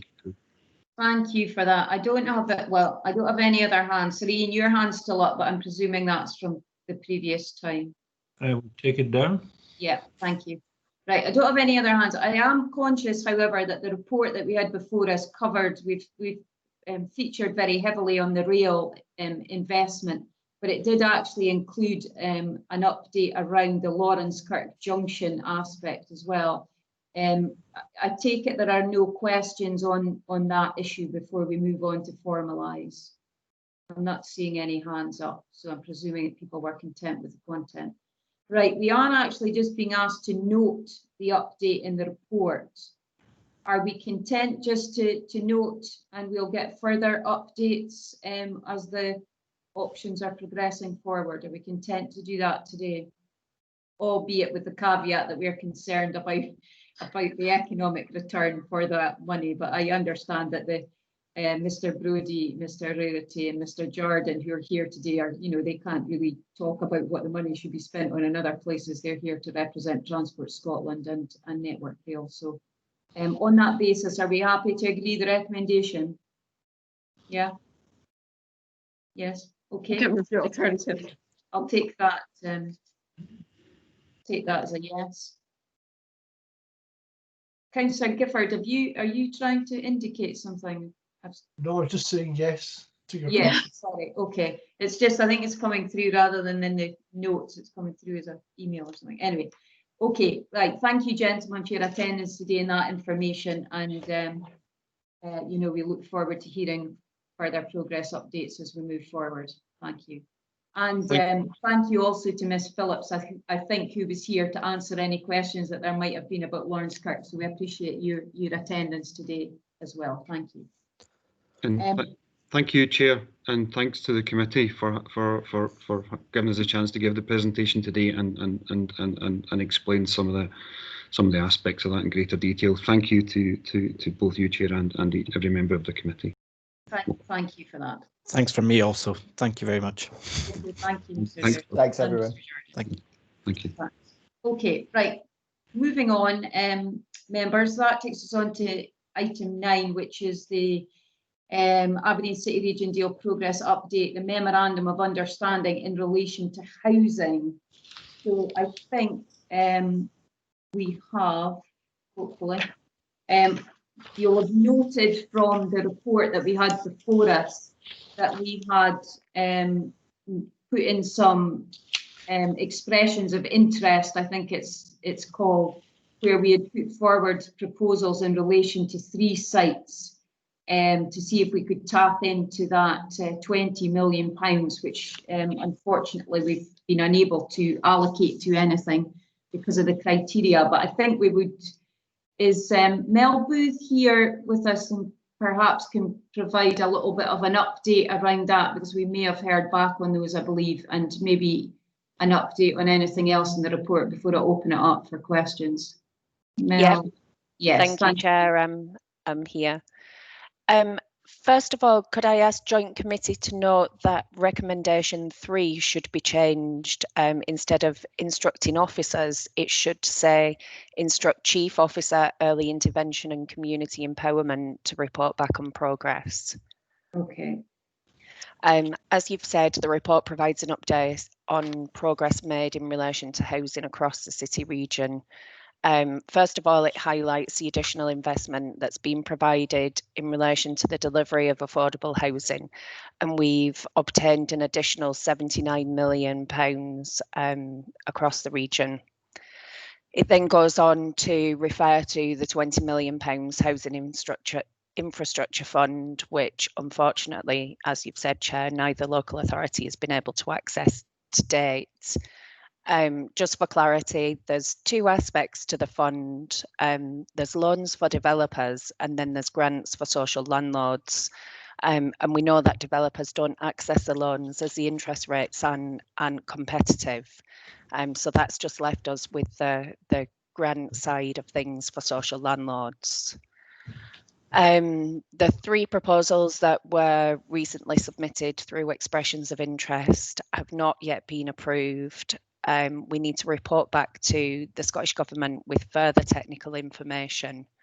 But part of these submissions related to funding for district heating, and the Scottish Government's asked us to contact their low carbon unit to discuss this in more detail and to establish if any funding may be available. But their interest and ability to provide funding needs to be directly linked to the delivery of zero carbon targets. And at this moment in time, it's not clear if the district heating will do that. In fact, it's probably unlikely that it will do that. And just finally to say that we're also aware that the Edinburgh City Region deal hasn't drawn down any of their infrastructure funding, so we're not unique in this respect. But work is still ongoing with Scottish Government officials to further develop sites and to work on the existing expressions of interest to see if we can get any sites which may be eligible for this funding. Okay, thank you for that, Mel. I mean, that's been a helpful update. I mean, the concerns, I suppose, are around the fact that we've had this money for some time now, and we've not been able to access it for, you've explained the reasons around the developers and the commercial aspect, that I think the loans they can get loans at commercial rates that are less than they would if they access it through this. So it seems to me that we want to try and be making sure that the councils can access the money to use it towards the housing programmes that we have. It would seem the criteria is so strict that we're not able to do that, which is a worry and a concern. And the other aspect, and this is probably the question, Mel, is that, and my understanding is that it was only for a 5-year period. So is it due to run out on March 2021? And if that is the case, have we got any indication from government that we can get an extension to that? Because it's clearly, a very short period of time away. And what I wouldn't want, particularly given the last discussions we've had, that another big chunk of this memorandum of understanding money, i.e. £20 million, is not actually spent in the region as first proposed when the money was allocated. So can you tell us about the deadline date for that and whether we've had any discussions with government around that? Yes, thank you. We've had discussions with Scottish Government officials and they've confirmed verbally that expressions of interest will be considered for projects that will complete after the 31st of March 2021. Okay. But we don't actually have anything in writing to support that. Okay, I think that's a concern. I'm always a great one for getting things in writing, because what's said verbally can often be misinterpreted and things. So I think we would need to maybe push for that, and particularly given that we've got Scottish Government elections and things next year, we need to be bearing that in mind around that as well.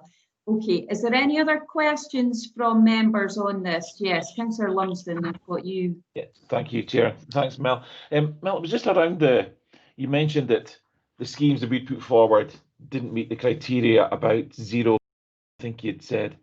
Was that a new condition that's been added? So is it, as an effect, has the goalposts moved since this first started? It's difficult to say if it was included or if it wasn't included, Councillor Lumsden. The criteria that's available on the Scottish Government website doesn't go into lots and lots of details. So the process is that local authorities submit expressions of interest, and then between the local authority and the Scottish Government, they then determine if it meets the criteria or not.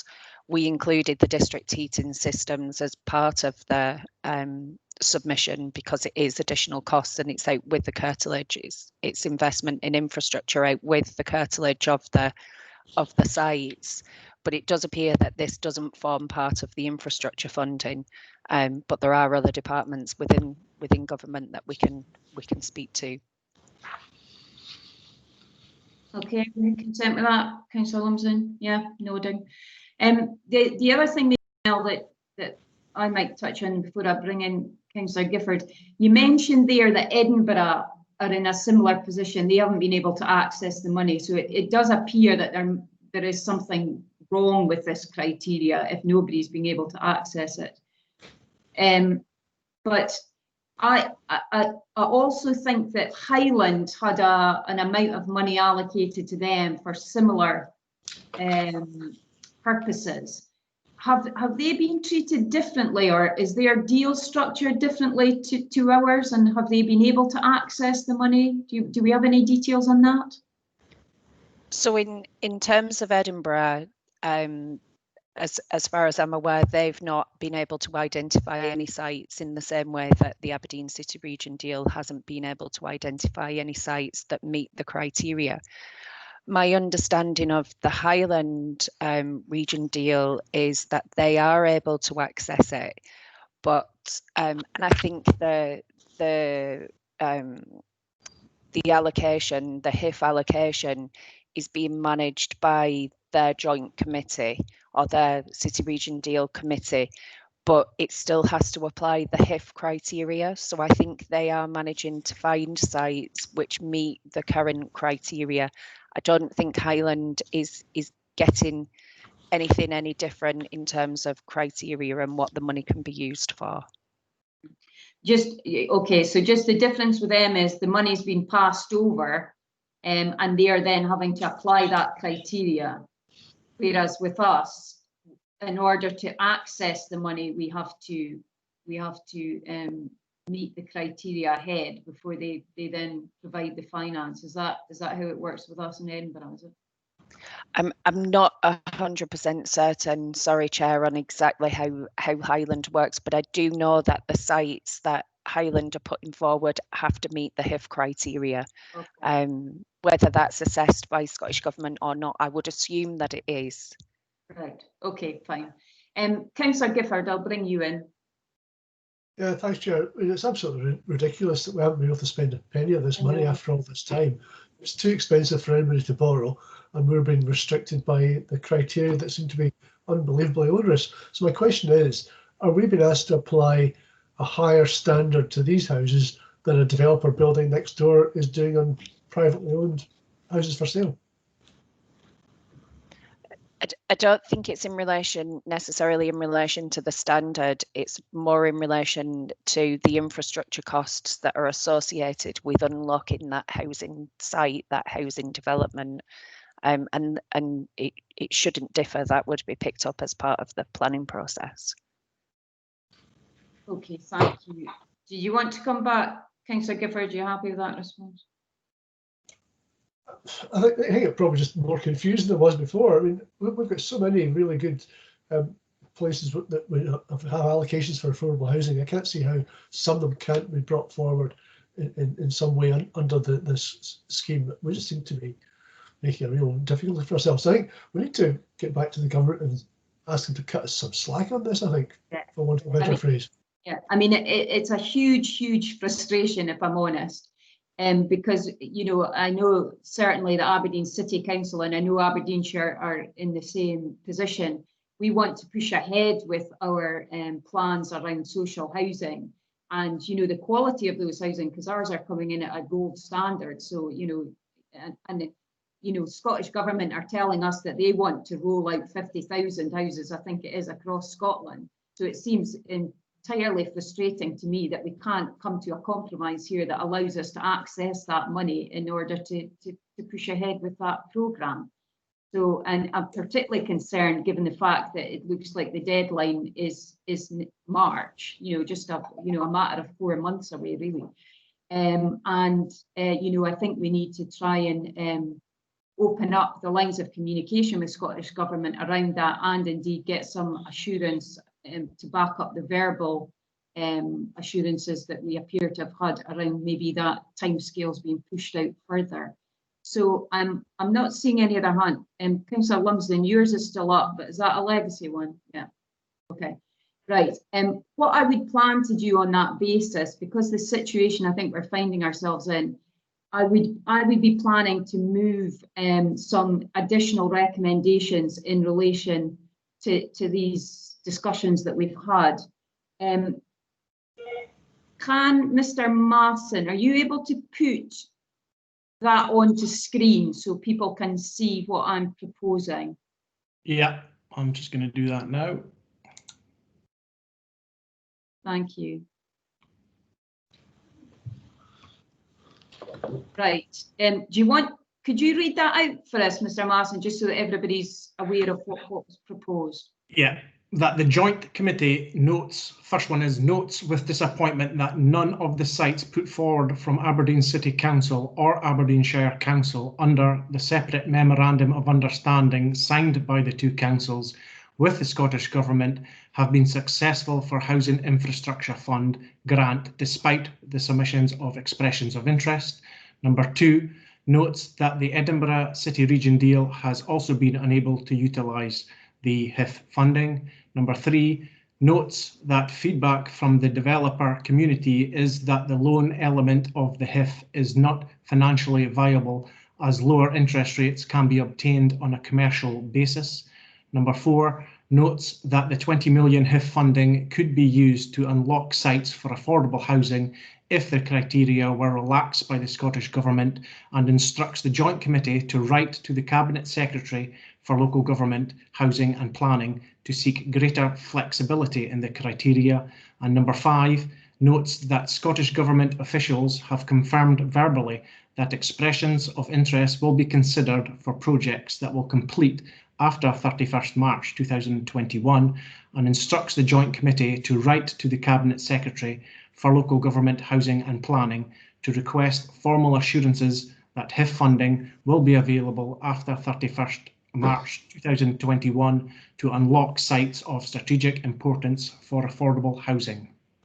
Okay, thank you for that, Mr. Masson. Is there any questions or comments on that, on those proposed recommendations? Anybody got any issue with that? Are we comfortable to approve those? What I would plan within the report, there were a couple of other recommendations, which was just that we were noting the spend made in relation to affordable housing across the city region. So I think that's still pertinent. So I think we should include that. And we were also, Mel mentioned there was a slight change to that recommendation 3 in the report, that it was the Chief Officer for, what's his title again?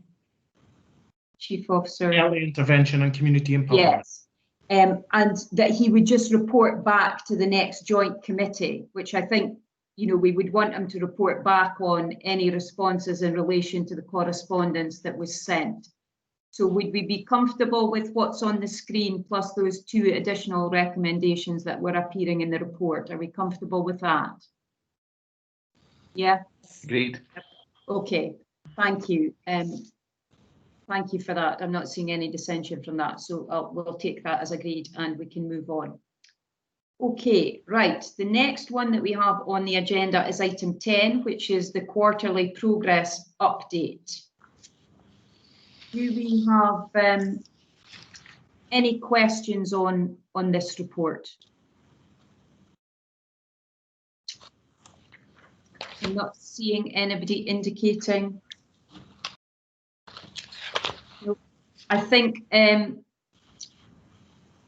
Julie, are you with us? Did you want to, was there a proposal for an additional recommendation in relation to this? Yes, Chair, thank you. It was just to note to committee, since the time of writing the report, we've actually had confirmation that the agreement has been signed and is in place for the advanced funding for the BioHub. And also it's noted in the report that the Scottish Government have agreed to monthly drawdown payments for the BioHub. So Appendix 2 just outlines an update on the BioHub. So if we could move to have a recommendation in there that to instruct the City Growth Chief Officer to continue to report progress via the quarterly status reports, please. Okay, so you wanted to add that in addition to us noting the content of the report, yes? Yes. Okay, Sirian, did you want to come in on what Julie's told us there about BioHub? Going to come on the Aberdeen Harbour expansion. Okay, yes, you got a question? No, it's simply that I don't think we discussed this for some time.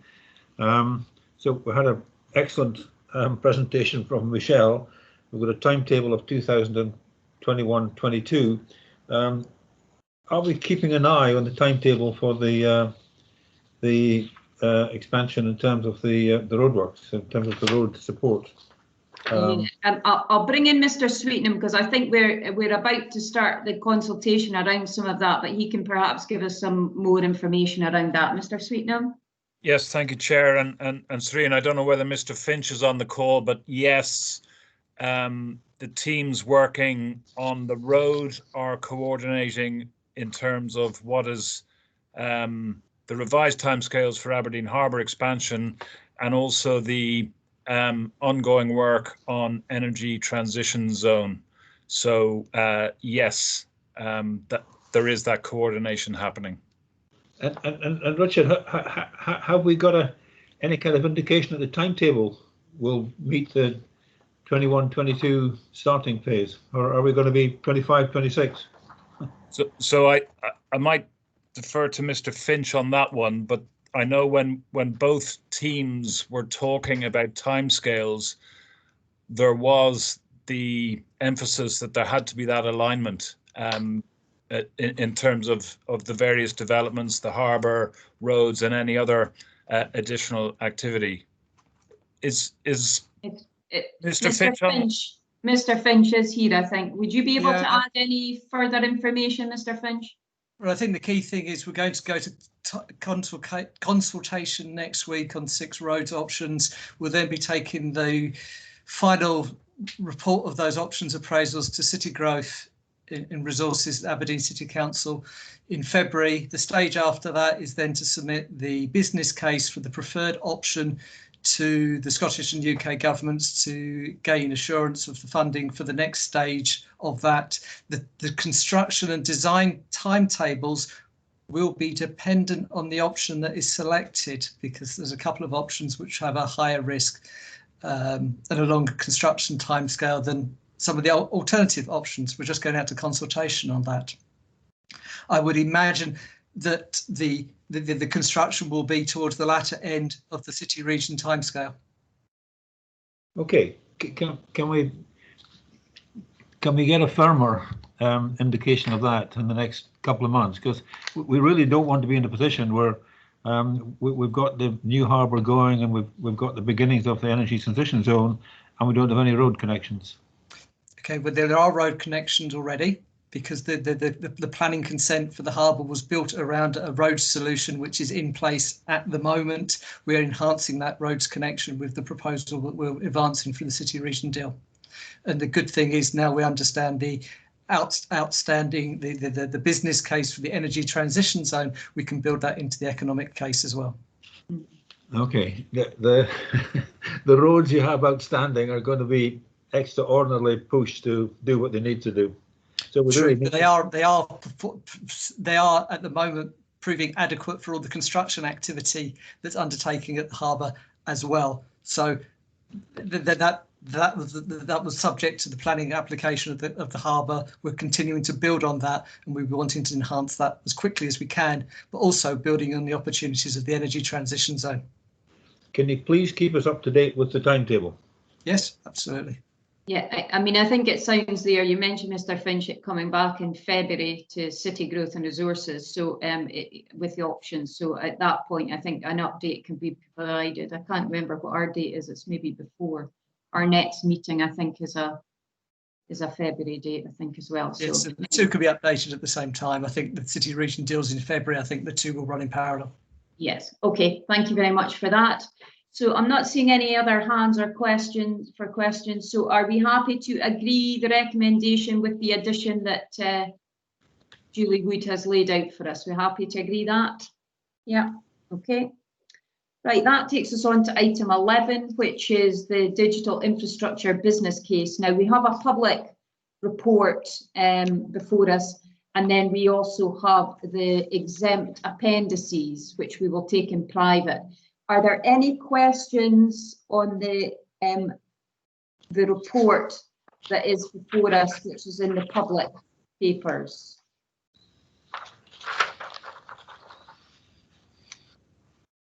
I'm not seeing anybody indicating at this stage, so perhaps we will then move into private session on that basis then, and we can look at the business case, because that's the end of the public part of the agenda. Mr. Masson, do you want to, because we'll have to just check that those who are present are in secure areas that we can deal with that exempt business.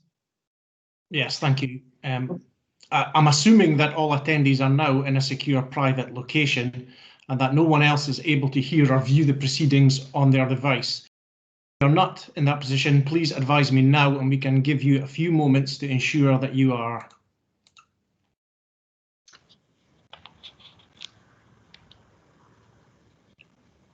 Okay. I'm not seeing anybody indicating, so I'm presuming that we're okay. As far as the recording goes, Mr. Masson, is that? Yeah, I'm just gonna, sorry, yeah, you're right. Just gonna wait to stop the recording.